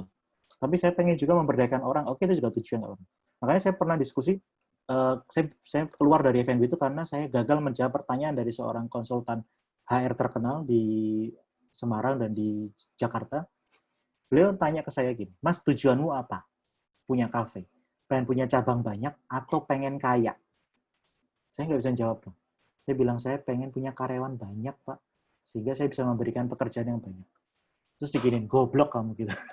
Kamu tuh nggak bakat kaya gitu. Kamu kalau kayak gitu kerja pemberdayaan aja. Dan itu benar akhirnya saya lakuin. Saya benar-benar keluar. Dan saya benar-benar berfokus pada nyiptain pengusaha yang lebih banyak gitu. Itu benar-benar tamparan. Karena saya nggak jelas gitu. Saya pengen punya cabang banyak juga enggak, saya pengen kaya, ya enggak juga gitu loh. Nah jujur itu yang akhirnya saya ngerasa tujuan saya gagal punya kafe, dan saya keluar akhirnya. Gitu. Padahal kafe saya itu dulu komisarisnya ada 8 kalau nggak salah, yang Serai Coffee, terakhir di belakang SS1. Jadi ketika kita nggak punya tujuan yang pasti, sampai kapanpun jalan kita tuh nggak enak. Nah itu makanya teman-teman harus punya tujuan. Tujuannya mau apa nih? Mau punya Ferrari, mau memberdayakan orang, ya jangan jualan cireng kalau mau memberdayakan orang gitu. Jadi harus relevan. Yang keempat, pencarian informasi. Rajin buka informasi, baca berita. Saya rajin banget buka Google, kompas.com, kemudian CNBC, apapun, USS Fit juga seru sih. Apa sih yang lagi jadi tren di anak-anak muda sekarang? Orientasi pada pelayanan. Nah, ketika kalian bisnis itu udah melayani, kalian itu udah babu gitu. Walaupun katanya customer is king, kalian tuh sebenarnya juga lebih dari king, apa ya kalau saya sebutnya, customer is king, tapi kalian juga jangan jadi ini babu banget lah, tapi juga harus melayani service excellent gitu. Maaf kalau udah jadi customer tuh, udah jadi produsen tuh ya cuma bisa maaf dan maaf. Yang keenam, pengambil resiko yang tadi saya bilang. Yang berikutnya, memiliki perencanaan yang sistematis. Makanya saya bilang bisnis yang bagus itu harus sistematis, harus direncanakan. Dan ketika berbisnis, suka tidak suka, bagi kalian yang anak introvert, yang suka di rumah, itu akan sangat sulit. Karena sebenarnya bisnis itu berkembang ketika kita punya jaringan. Gitu. Terus berorientasi pada kualitas, dan yang terakhir percaya diri. Pede aja, kayak Nanang itu loh. Dulu ke kampus pakai baju punk, sepatu boot, Sekarang masih, Sis. masih ya, rambut masih dilem. Gitu. Pede aja gitu. Tapi disitulah yang membuat dia unik. Kalau nggak unik nggak mungkin dikontrak Danang. Tai. Oke. Saya masuk ke ini. Oke, gitu ya Mas Boy Sakti. Moga-moga tadi di screen capture. Kemudian, Beli bukunya lah. oke, mau tanya lagi. Ketika kita memulai bisnis, Olga nama tokonya apa, ini si Nanang nanya gitu. Ada nggak yang Excel size gitu? Karena saya tuh Excel dan XXL sekarang. Jadi produknya Olga bisa jadi nggak relevan dengan saya. Jadi kita mulai bisnis melihat target pasar dan kemauan pasar sekarang lagi apa. Ini ngebedain di mana memang bisa baca peluang pasar dengan yang bisnis latah ikut. Nah betul, ada bisnis banyak banget bisnis latah. Contohnya apa? Milo es kepal Milo. Iya. Itu dari Sabang sampai Merauke semua orang jual es kepal Milo. Dan bahkan yang terkenal pun juga bikin, Hendy Setiono. Tapi gini, bisnis latah pun juga nggak apa-apa loh dilakuin. Ketika secara investasi itu bisa diukur. Gitu. Loh, boleh toh Mas? Boleh. Bisnis itu nggak harus terlalu disayang-sayang banget. Kalau terlalu disayang-sayang banget, kayak saya dulu bikin bisnis pertama, Nomaden Experimental Artworks, itu ketika saya harus tutup tahun 2011, saya nangis 1 minggu masuk kuliah. Walaupun ya waktu punya bisnis pun juga nggak kuliah. 1 minggu tuh nangis di kos, meratapi nasib, karena ketika saya nggak punya bisnis, maka saya nggak punya duit. Saya nggak bisa bayar kos. Saya nggak bisa punya anak asuh. Saya dulu jujur punya anak asuh. Beberapa anak SD yang saya biayain sekolahnya. Nah, itu yang akhirnya apa ya? Yang akhirnya bikin kita sedih. Tapi ketika kita sudah punya karakter wirausaha, dimanapun kita bekerja, dimanapun kita tinggal, itu akan ketemu ide bisnis. Gitu. Jadi ada pertanyaan, Mas kok sekarang malah kerja sih bukan bisnis? Saya doing bisnis gitu. Saya di usaha desa CEO. Dan itu melakukan pekerjaan bisnis yang lebih rumit daripada jadi owner. Karena harus ngontrol karyawan, harus ngontrol marketing, dan sebagainya. Gitu. Dan saya punya share profit juga di sini. Gitu. Nah ini yang ngebedain. Jadi ketika ada tren, kalian boleh kok ngelakuin. Saya dulu pernah ekspor udang ya karena lagi hype. Jadi bisnis itu latah nggak masalah, selama bisa diukur. Kalau saya invest 100 juta, bisa balik berapa? 100 juta, saya bisa balik 110 juta. Nggak masalah. Gitu. Banyak kok bisnis yang latah kayak gitu. Saya lagi latah ini, lagi investasi pendanaan terakota untuk ekspor ke Eropa. 7.000 US dollar. Itu latah banget. Gitu. Karena si orangnya butuh modal, dan saya modalin. Udah gitu aja. Yang penting 7.000 dolar lo bisa balik berapa ke aku gitu. 8%. Biasanya masih kasih gitu, 5%. Jadi bisnis latah itu nggak masalah, Mas. Selama bisa diukur dan sistematis ya prosesnya. Deskel dari Mbak Olga. Asal jangan monkey bisnis. Mas Tovan bisnis apa nih, Mas? Asal jangan monkey bisnis aja. Omnya Mas Tovan, omnya istri Mas Tovan tepatnya, itu punya bisnis yang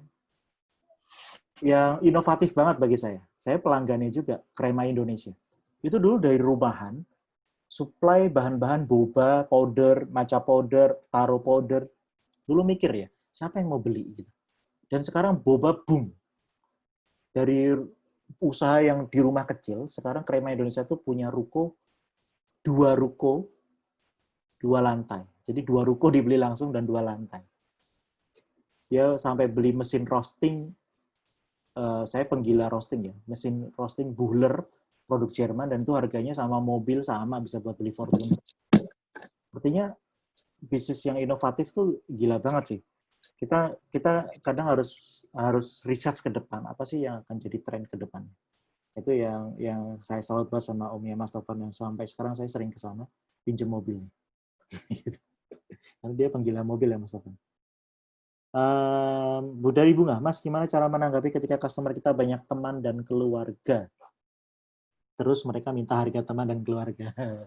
Ini pertanyaan yang banyak sekali sering ditanyakan ke saya gitu. Nggak apa-apa. Pertama gini, kalau ada teman atau keluarga minta harga teman, nggak apa-apa dikasih aja. Anggaplah itu sebagai marketing fee. Dengan ketentuan seperti ini. Ini pernah dibahas juga sama Ernanda Putra, yang punya Magna Talks, sama siapa dulu ya, zaman-zaman Kinan Pierce juga pernah bahas. Jujur kesel ya, saya juga sering ngalamin kayak gitu. Tapi, dengan catatan gini, misalnya kalian fotografer, oke, kamu tak kasih harga teman, 50% tak kasih diskon. Dengan syarat, lu posting video gua, tag ke teman-temanmu. Gitu. Jadi jadiin mereka sebagai saluran marketing. Gitu. Lo IG story terus. Jangankan gua kasih harga teman, gua kasih free deh, gratis. Nah, itu yang jadi syarat kalau teman-teman mau ya kayak gitu. Jadi teman-teman keluarga yang mau harga diskon, itu harus dikasih seperti itu. Coba tanya ke Nanang, saya beli Gurasik nggak minta diskon kan? Gitu. Karena ngerasain nggak enak banget soalnya kalau dimintain harga temannya. Gitu. Dan kita harus support bisnis-bisnis teman. Gitu. Yang sekarang Gurasik lagi kesulitan bahan baku, kayaknya. Gitu. Nah, jadi ketika kita punya teman, justru kita harus support. Nah, makanya teman-teman yang mumpung udah ngerasain nggak enaknya dapat harga teman, silakan melakukan seperti itu. Tawarin ke mereka, oke saya kasih harga diskon, saya kasih harga ini, tapi kontrak, teman-teman harus promosi ya. Bule, tante, atau om, harus posting ya, harus kenalin ke teman-teman produknya. Nggak apa-apa, bagi saya itu worth kok. Nanti saya kasih marketing fee, malu jadiin aja mereka marketer. Gitu. Harga teman itu lebih mahal daripada harga retail, harga keluarga lebih mahal daripada harga teman. Cie, bener. Ada harga mahal yang saya belum bayar ke Tovan. Dulu dampingin saya ke SMA Tarakanita mau dijotosin. Mas, Sinau ke Berdesa apakah memungkinkan Mas kolaborasi dari sisi akademis? Boleh sekali, Mas Heri Purnomo, silakan main ke kantor kita tiap hari buka di berdesa.com, Google Map ada gitu. Dapat internet gratis 50 Mbps, nanti dapat teh atau kopi. Gitu. Karena sebenarnya kantor kita itu terbuka untuk umum. Kita sering banget kedatangan desa-desa, kepala dinas, Civitas Akademika, politisi bahkan udah pernah datang, Samara PS itu pernah datang. Terus siapa lagi ya? Banyak lah politisi. Direktur BRI aja pernah datang ke situ, tapi nggak ke-publish kan. Terus dirjen-dirjen Kemendes juga pernah datang. Jadi siapapun boleh main ke usaha desa. Kita tidak batasin. Nanti kita kasih free kopi dan free teh. Terserah mau pilih yang mana. Gitu. Silakan Mas Heri, very welcome. Janjian ke saya. Customer is king, tapi mana ada raja yang nawar harga mati-matian. Ya itu, Nang. Tapi kan customer pengen dilayani gitu. Kalau saya, oh ya saya ingat, customer is king. Tapi apa ya? Bukan customer is king. Yes. Saya lupa istilahnya gitu. Tapi kan customer will be customer, Nang. Gitu. Kalau pengusaha ya akan bisa ngembangin bisnisnya dan kita profitnya lebih besar daripada mungkin si customer itu tahu gitu. Jadi nggak apa-apa. Ketika bisnis kita makin di atas, makin banyak orang yang hate sama kita, nge-spam. Kalau kalian pernah ngerasain punya kafe, akan lebih sakit lagi. Itu dikirimin sama santet lah, itu terjadi. Di Indonesia masih terjadi. Jadi kalau bisnis online itu belum ada apa-apanya dengan bisnis F&B. Saya ngerasain dulu bisnis production house itu belum sakit apa-apanya lah daripada bisnis F&B. Itu ketika saya terjun ke kafe, nasi basi dalam waktu 2 jam ada gitu. Masih ada belatungnya juga pernah kejadian gitu. Kafe saya buka dibilang tutup juga sering kejadian gitu. Orang tahu-tahu ngelihat pocong lewat di bar juga kejadian. Nah, itu yang paling rumit dari bisnis kita. Karena kita masih budaya kejawaannya kuat banget gitu. Jadi dukun masih bertindak gitu. Jangankan nggak ada relevansinya. Kadang orang nggak suka aja sama bisnis kita rame dan ngirimin hal-hal kayak gitu. Jadi saya dulu capeknya di bisnis F&B itu sebenarnya bukan ngatur customer, bukan ngatur karyawan, tapi sebenarnya ngurusin yang kayak gitu-gitu juga capek banget.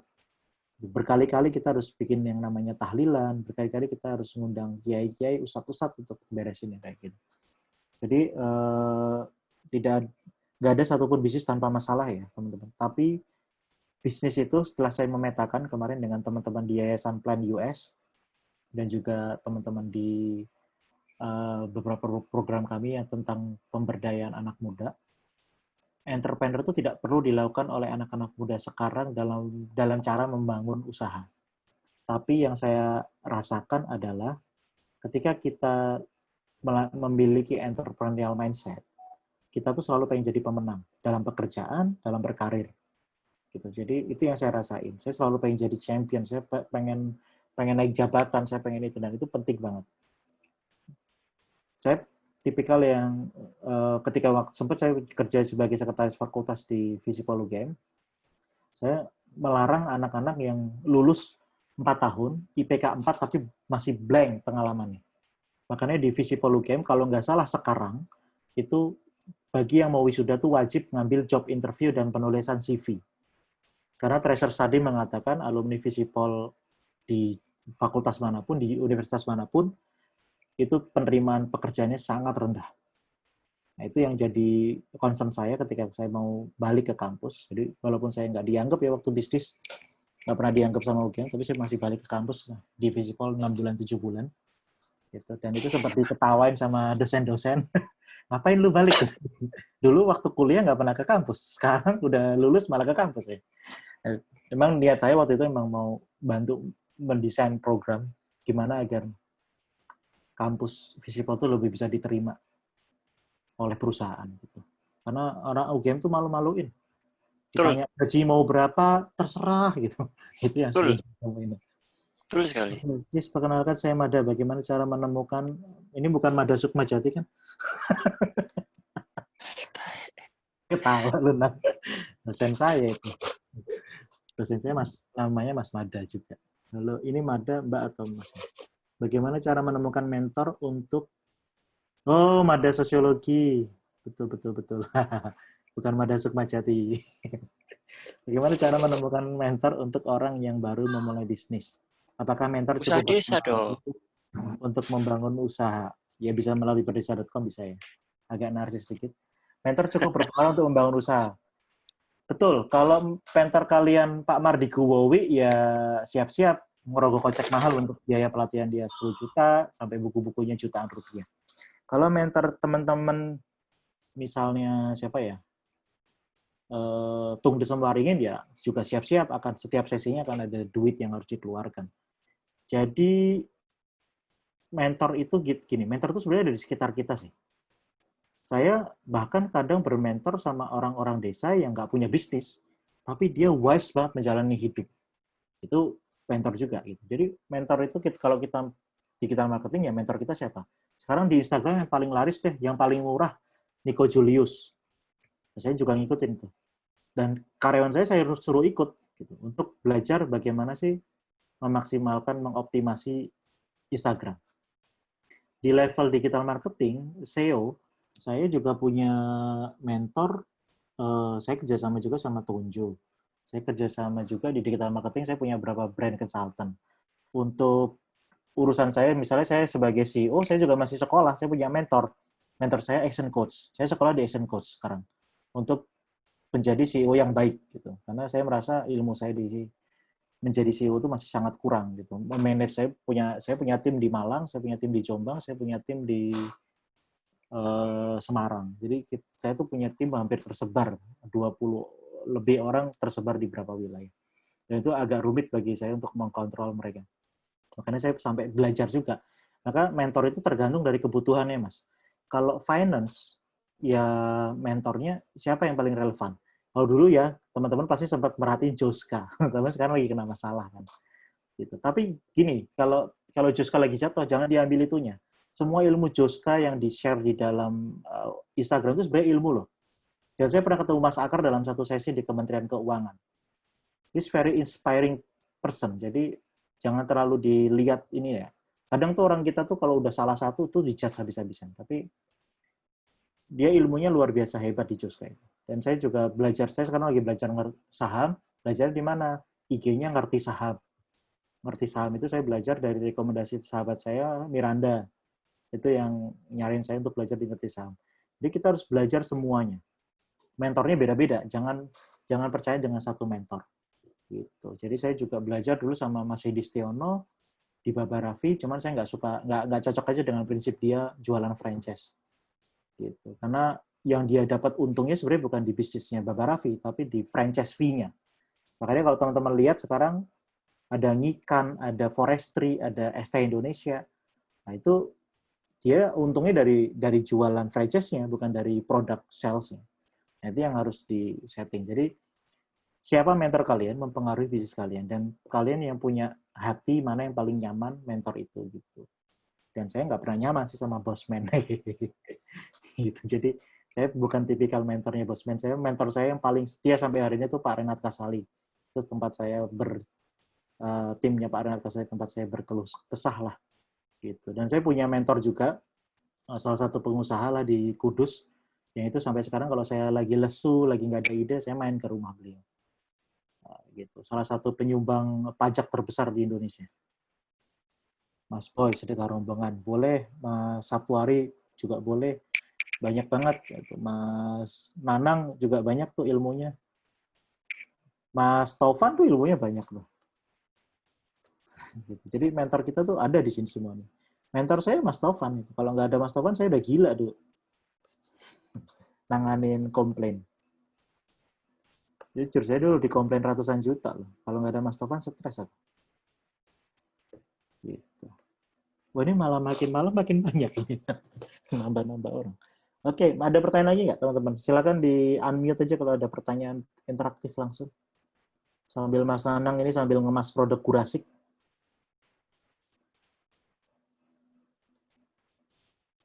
Masih di mute, Nang. Promosi, Nang, promosi. Kita ada paket Gurasik untuk 2 peserta terbaik. Nanti dipilih sama Mas Aziz ya. Waduh, enak banget. Aku dong yang terbaik. Gue itu peserta ya. Harga teman dong. Ada pertanyaan?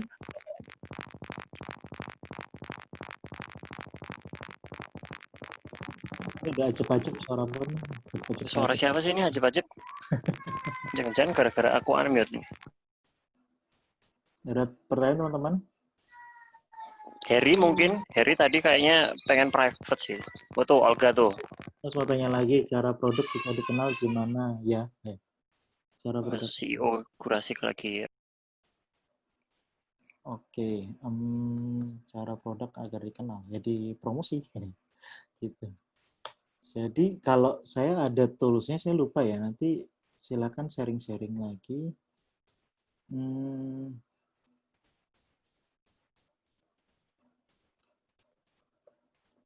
Instagram. Deskgirl ini ada di Instagram nggak? IG-nya Deskgirl. Oke. Agar produk dikenal. Ya jujur paling mudah tuh iklan. Gitu. Bentar, saya kepo dulu produknya apa sih. Deskgirl. Kalau mau terkenal, pertama ya, Instagramnya jangan sampai di private. Jangan sampai, kita mau terkenal ya jangan sampai di private. Kalau teman-teman nggak nyaman, ya makanya IG bisnis sama IG person harus dirubah. Gitu. Di sini udah mulai menarik nih Mbak, tak perhatiin ya. Affordable price, udah dicuci 5% out of profit, kutu rumah yatim. Boleh, itu satu gimmick. Itu terus ya kalau memang itu ada, jangan lupa beberapa transferan ke rumah yatim itu juga harus dimunculkan di sesi-sesi feed-nya teman-teman. Walaupun dalam kondisi sementara ya, Mbak Olga. Misalnya saya posting sehari, besoknya saya delete, nggak masalah. Tapi itu bagian bukti sebagai pembuktian bahwa yang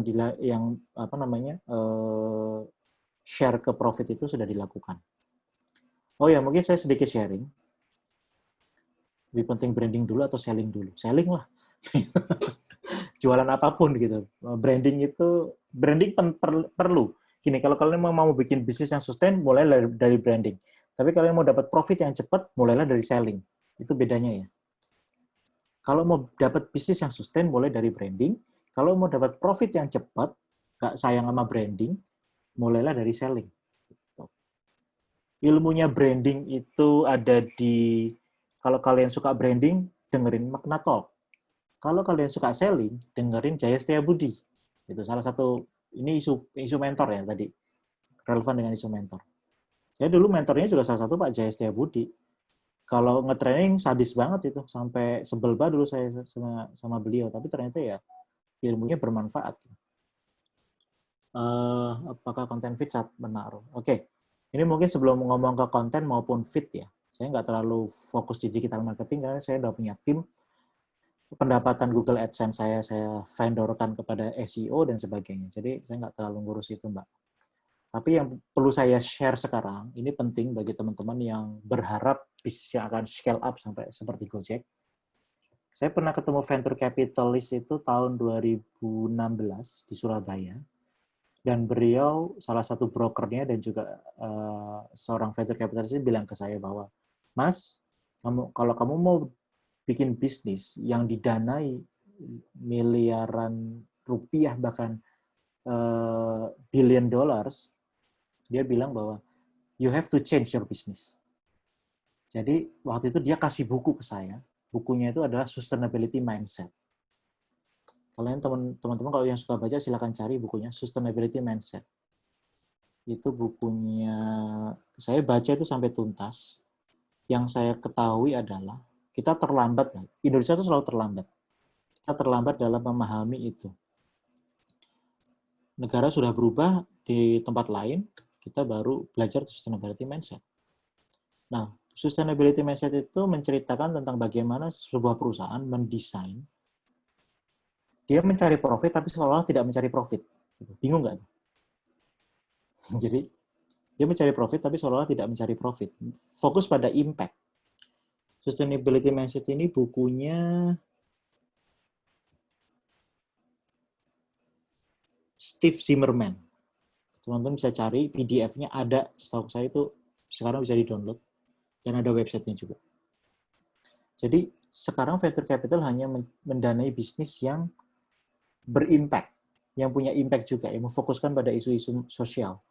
Bahkan terakhir saya waktu ikut pitching dengan DBS Foundation yang bisa mendanai sampai 100.000 US dollar, mereka cerita bahwa tahun ini kita fokusnya pada waste management ya, dan juga pada sustainable food production. Jadi tiap tahun para pendana investor itu punya tema, gitu. Jadi kita harus adaptif terhadap apa sih tren market saat ini. Gitu. Cara cari investor untuk pemula, yang pertama yaitu tadi cara cari investor untuk pemula yang paling pertama ya tadi teman-teman harus pertama nyiapin dulu diri ya untuk jadi accountable, yang kedua profitable, yang ketiga sudah punya portofolio catatan keuangan itu barulah kita tawarin ke investor. Tapi gini, saya ngalamin punya investor dan ngalamin pinjem bank. Ketika kalian cukup egois dalam bisnis, jangan pakai investor. Yang ada berantem terus. Gitu. Kecuali kalian bisnisnya sudah bisa dilepas, maka hire-lah general manager atau CEO yang memang mengurusi operasional dan paham tentang operation. Karena owner itu sebenarnya nggak terlalu paham tentang operation. Investor itu akan butuh segala informasi terhadap operation itu. Makanya di tahun pertama saya bikin cafe, 2012 saya belajar menjadi owner. Di tahun 2014 saya mulai punya investor, saya belajar jadi how to be great manager. Karena manager itu fungsinya reporting. Gitu, memastikan bisnis berjalan di bawah dan kita reporting kepada investor. Di tahun 2014 sampai 16 saya megang Serai Coffee dan beberapa kafe di Semarang yang saya ajarkan ke mereka untuk transparan. Jadi saya sampai hire akuntan publik, saya sudah punya akuntan pribadi itu dari tahun 2014.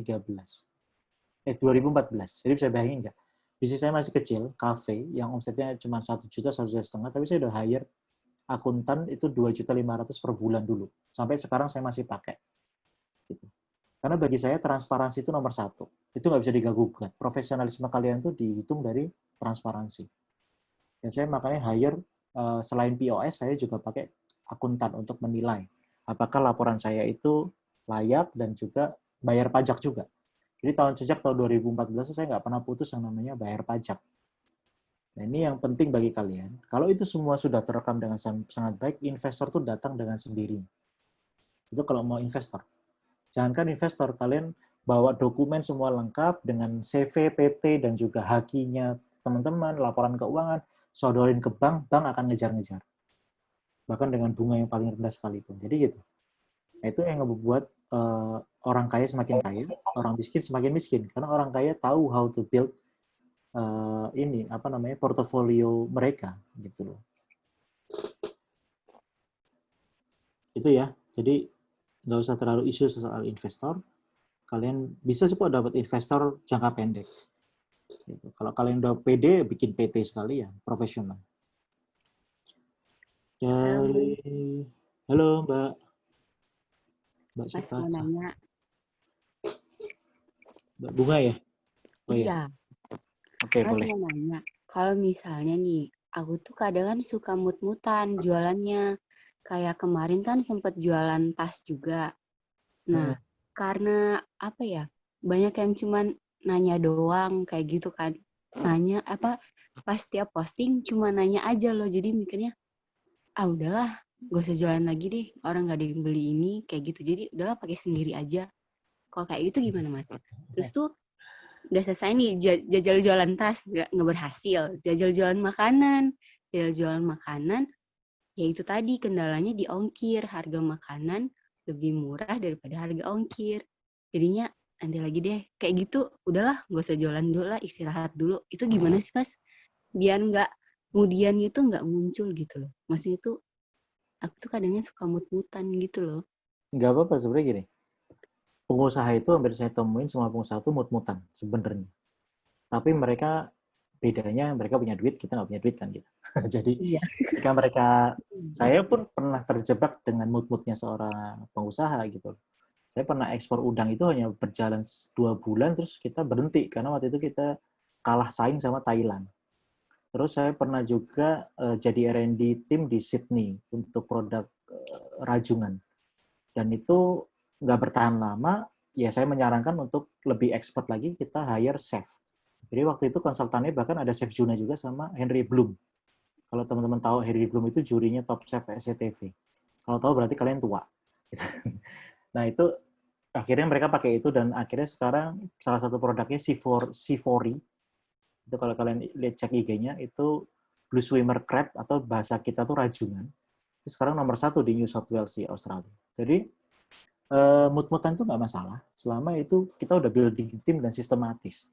Jadi ketika Mbak Bunga selaku order males nanggepin pertanyaan-pertanyaan seperti itu, hire-lah orang yang mau nanggepin kayak gitu. Karena itu bukan expertise-nya kita. Saya punya customer service, saya punya office secretary yang tugasnya adalah jawabin pertanyaan itu di email. Karena saya malas banget nanggepin yang kayak gitu-gitu.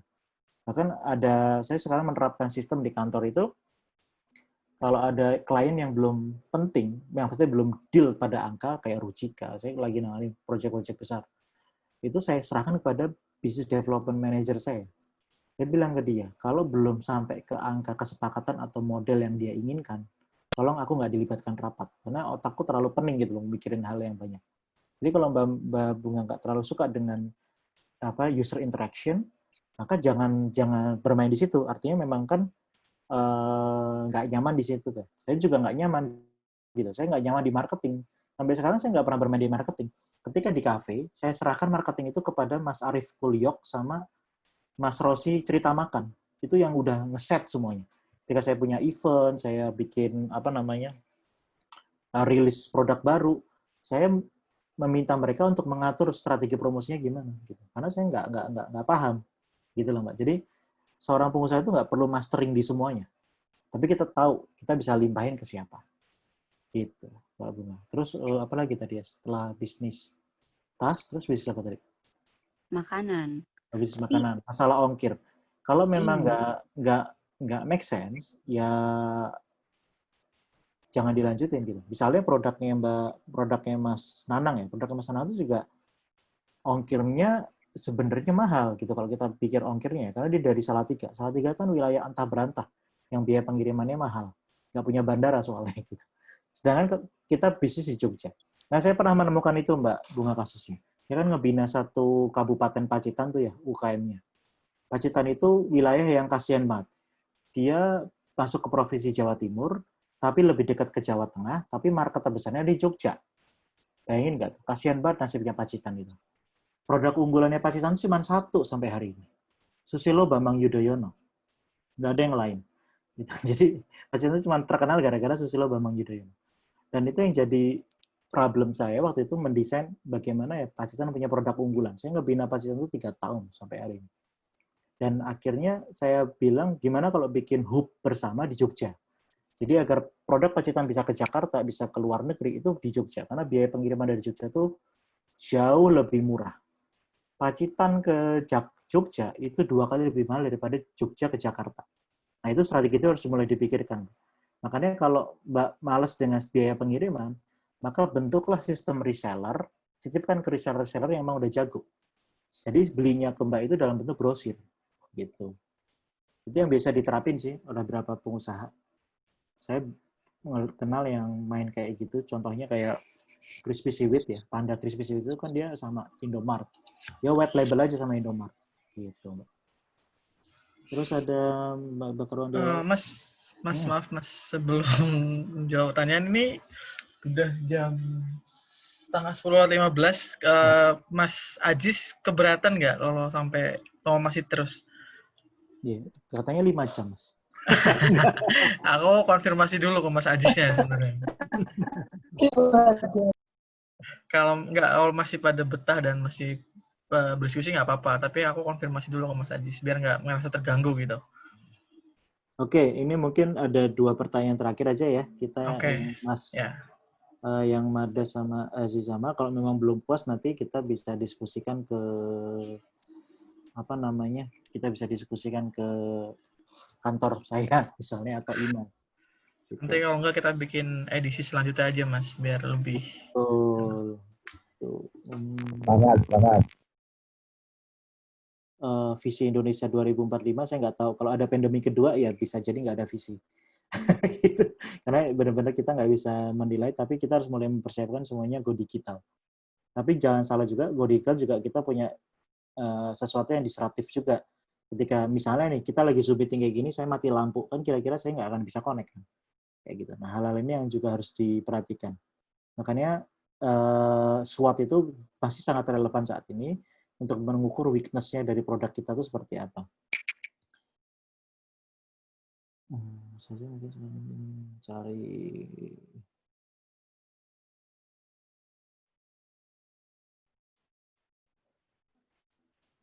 Oke, Mas, saya tanya lagi, ini pertanyaan terakhir yang saya jawab. Begini, usaha saya mencari customer loyalnya mungkin ya, Mas, karena mungkin segmentasi awal yang saya rencanakan itu ibu-ibu. Oke, kalau kita bicara segmentasi pasar yang lebih real, saya bocorkan ya. Kakak saya dulu kerja di Nielsen. Kakak sepupu saya itu kerja di Nielsen dan sekarang product development manajernya Ruang Guru sama Skill Academy. Gitu. Makanya saya tipikal orang yang nggak pernah nyinyirin Ruang Guru, walaupun banyak orang nyinyirin Ruang Guru, karena kakak saya terlibat di project itu. Jadi ya memang dia punya duit sih untuk ngeblok 9 TV nasional. Jadi segmentasi pasar ketika kita sudah bicara di level bisnis yang multinational company, Nanang saya percaya juga tahu lah ketika di Danang atau di Sampurna. Itu akan sangat spesifik sampai ke level usia gitu. Jadi pengkategorian demografinya customer itu harus sangat spesifik, Mbak. Misalnya usia berapa produk saya ini? 15 tahun sampai 30 tahun. Oke, laki-laki atau perempuan? Itu dikerucutkan lagi. Perempuan, kalau perempuan ya, perempuan berhijab atau enggak? Itu dikategorikan lagi. Terus misalnya kalau produknya apa ya? Saya bilang produk pedas ya. Laki-laki, perempuan, berhijab, itu udah bagian dari kategorisasi. Habis itu punya sosial media atau enggak? Aktif di Instagram atau enggak? Nah, itu risetnya itu panjang banget untuk menentukan siapa customer kita yang paling loyal. Benar-benar kayak saringan gitu loh. Kalau di kopi itu ada grading 1, 2, 3, 4, 5, 6, 7. Nah, teman-teman sekarang kalau hobinya minum kapal api, itu kan kopi grade 5. Kopi yang bagusnya itu grade 1, 2, 3, 4, 5. Yang kelima itu yang kita minum di kapal api maupun kopi-kopi top coffee ataupun apalagi luwak white coffee. Itu kopi grade 5. Nah, itulah karakter customer. Tapi jangan salah, PT Santos itu ketika mampu memenuhi customer yang melalui kopi grade 5 aja di kapal api, dia menyasar customer lain. Nah, di grade satunya dia penuhi dengan Excelso. Jadi jangan salah loh ya. Kalian tuh sebenarnya terjebak saat ini dengan perusahaannya kapal api. Kapal api itu punya premiumnya itu Excelso, dia punya kapal api, dia punya untuk kelas yang anak muda banget, catchy, itu Good Day. Good Day itu produknya kapal api. Yang sekarang disaingi sama Jarum dalam bentuk Cavino. Terus dia punya produk yang middle low lagi, itu namanya kopi Yes, yang pakai gelas itu loh, kopi di gelas. Biasanya dijual kalau suka ke Blok M ya, atau di terminal biasanya dijual tuh dalam bentuk es. Terus dia menciptakan kompetitor juga di kapal api dengan mengeliris yang namanya kopi ABC. Kopi ABC itu satu perusahaan yang kapal api. Jadi bisa bayangin nggak, kehidupan kita dikuasai oleh kapal api sebenarnya. Kalau kita ke mall kita lihat Excelso, kalau kita di rumah kita minum kapal api, kalau kita ke Warmindo pesannya Good Day. Nah ini penting bagi kalian membaca customer itu. Belajar dari produk-produk itu gimana memetakan customer. Gitu ya. Bener dong Ruang Guru, bener Mas. Ruang Guru lagi naik user interaction-nya, naik user barunya tuh 2 jutaan kalau nggak salah. Kemarin saya habis diskusi sama kalian. Oke, itu saja dari saya. Nanti silakan Mas Uta, kalau Mas Nana kalau mau ada sesi berikutnya. Saya senang hari ini cukup interaktif. Jadi besok-besok kalau ada yang mau sharing-sharing, monggo. Terima kasih waktunya. Dari saya, wassalamualaikum warahmatullahi wabarakatuh. Saya kembalikan. Waalaikumsalam warahmatullahi Iya, terima kasih banyak, Mas Mas Ijis. Mas bisa minta dikit buat teman-teman di sini kesimpulan closing dari statement. hari ini, kalau dari Mas Ajis setelah melewati pertanyaan yang bertubi-tubi, bisa disimpulkan 1 atau 2 kalimat yang bisa merangkum semuanya. Oke. Yang pertama, merangkum. Yang pertama, gini. Ketika kita memulai bisnis, kita terjun pada wilayah yang sangat mengerikan dan sebenarnya tidak boleh lagi ada alasan. No excuse. Tidak ada alasan untuk orang sukses. Dulu saya benci banget sama belajar bahasa Inggris dan terpaksa saya belajar bahasa Inggris karena experience. Saya dilempar ke Sydney dan mau nggak mau saya belajar bahasa Inggris itu secara langsung. Jadi tidak ada excuse bagi orang sukses. Nah ini sukses itu ukurannya masing-masing ya teman-teman. Sukses saya itu bukan kaya, sukses saya itu lebih ke bisa memberdayakan banyak orang. Jadi kalian bikinlah tujuan terhadap sukses kalian sendiri. Dan itu yang harus kalian capai dalam tujuan tersebut. Itu ya. Yang pertama, no excuse. Yang kedua, saya suka pernyataannya, merangkum katanya Mas Jesse Budi, ketika kita menjadi pengusaha ataupun karyawan yang baik, tidak ada kata tapi dan tidak ada kata nanti. Ini agak nggak nyambung sebenarnya dari rangkuman PPT saya, tapi itu penting banget saya sampaikan, tidak ada kata tapi dan tidak ada kata nanti. Gitu. Jadi apapun yang bos kalian minta, lakukan sekarang sebisa mungkin untuk kalian bisa jadi excellent di dalam tim. Dan tidak ada kata tapi saya nggak tahu caranya, ya cari. Saya beruntung pernah bekerja dengan bule, saya dulu pernah punya bos orang Norwegia, pernah punya bos sekarang pun orang Indonesia tapi rasa Amerika karena dia S1 S2-nya di Amerika. Dia selalu bilang, ya that's your problem. Ketika tolong Mas bikin ini, gimana caranya Pak? That's your problem. Maka carilah sendiri solusinya. Gitu. Itulah tipikal kerja sama bule. That's your problem. Dan itu yang saya selalu cari. Dan itu yang ngebuat saya ngerasa malah saya jadi berkembang luar biasa. Gitu. Nah ini yang teman-teman perlu pelajarin. Dan yang ketiga, kesimpulan terakhir, riset. Orang kaya mau bikin bisnis itu riset. Orang belum kaya, kalau bikin bisnis asal. Makanya saya kenapa saya turun gunung, jadi dari konsultan perusahaan besar, saya turun menjadi di usaha desa, karena saya pengen berbagi sharing, bahwa orang kaya itu nggak pernah gegabah dalam bikin bisnis. Dia selalu riset. Kalau terlepas uang mereka habis untuk riset 30 juta, 50 juta, bagi dia itu worth it. daripada saya kehilangan 1 miliar ketika sudah bikin building manufacture. Pernah dengar kan kasusnya? Banyak orang bikin manufacture, tapi bangkrut. Jangan kan itu. Yang paling sepele, kalian lihat deh, ada gedung mangkrak di UGM. Gedung tingkat 3 atau 4 itu ya, di depan BN, samping BNI UGM dan depan Mandiri UGM. Karena dia nggak punya tujuan ketika bikin. Gitu. Itu dikorupsi banyak orang itu. Sayangnya nggak ketangkep itu wakil-wakil rektornya dulu. Karena ya itulah, akademisi kalau suruh bikin bisnis, itu malah ngasal daripada pengusaha gitu. Saya nggak nyalain akademisi, tapi banyak-banyaklah praktis. Karena di situ kita akan banyak lihat ilmu gitu. Bahkan banyak menemukan ilmu dari pengusaha-pengusaha, karena mereka jujur ketika bikin bisnis nggak pernah main-main dan selalu riset. Itu yang saya pelajari. Makanya termasuk juga catat. Jadi saya dulu ketika research pun selalu saya ditekan sama finance, Mas dicatat ya notanya, Mas dicatat ya pengeluarannya, karena bagi mereka itu penting. Nah, itu sih Mas penutupan dari saya, dan jangan sungkan, jangan malu-malu bertanya, silakan nanti bertanya melalui channel manapun, bisa di Instagram saya Aziz Setiawijaya, namanya sama ini, cuma digabung. Silakan diskusi dengan DM dan sebagainya. Saya banyak banget orang-orang yang DM dengan diskusi-diskusi seperti itu. Terima kasih. Ya, Mas Ajis, mungkin nanti kalau ada part kedua, teman-teman yang hari ini memulai bisnis sudah mulai bisa mereport hasil dari malam ini sudah diterapkan atau masih menemui kendala kali ya.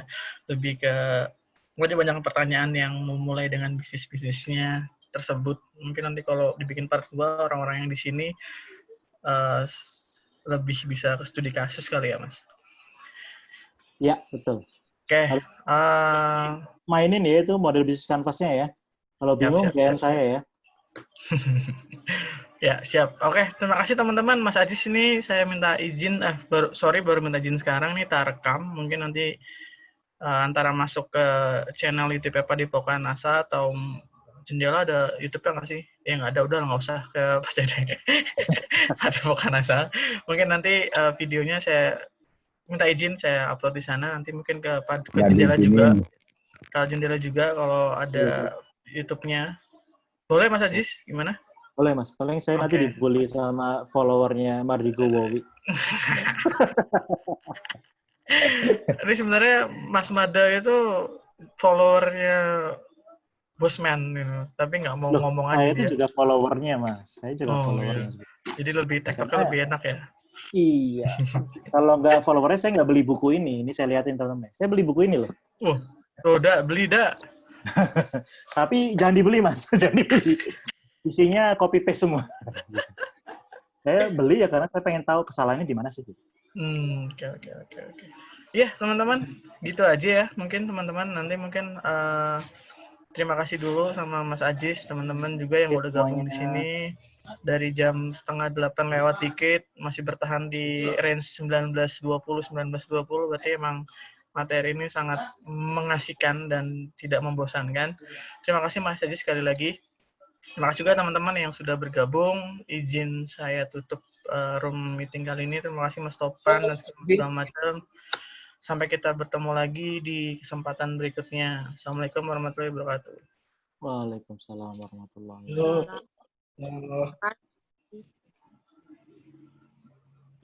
Terima kasih.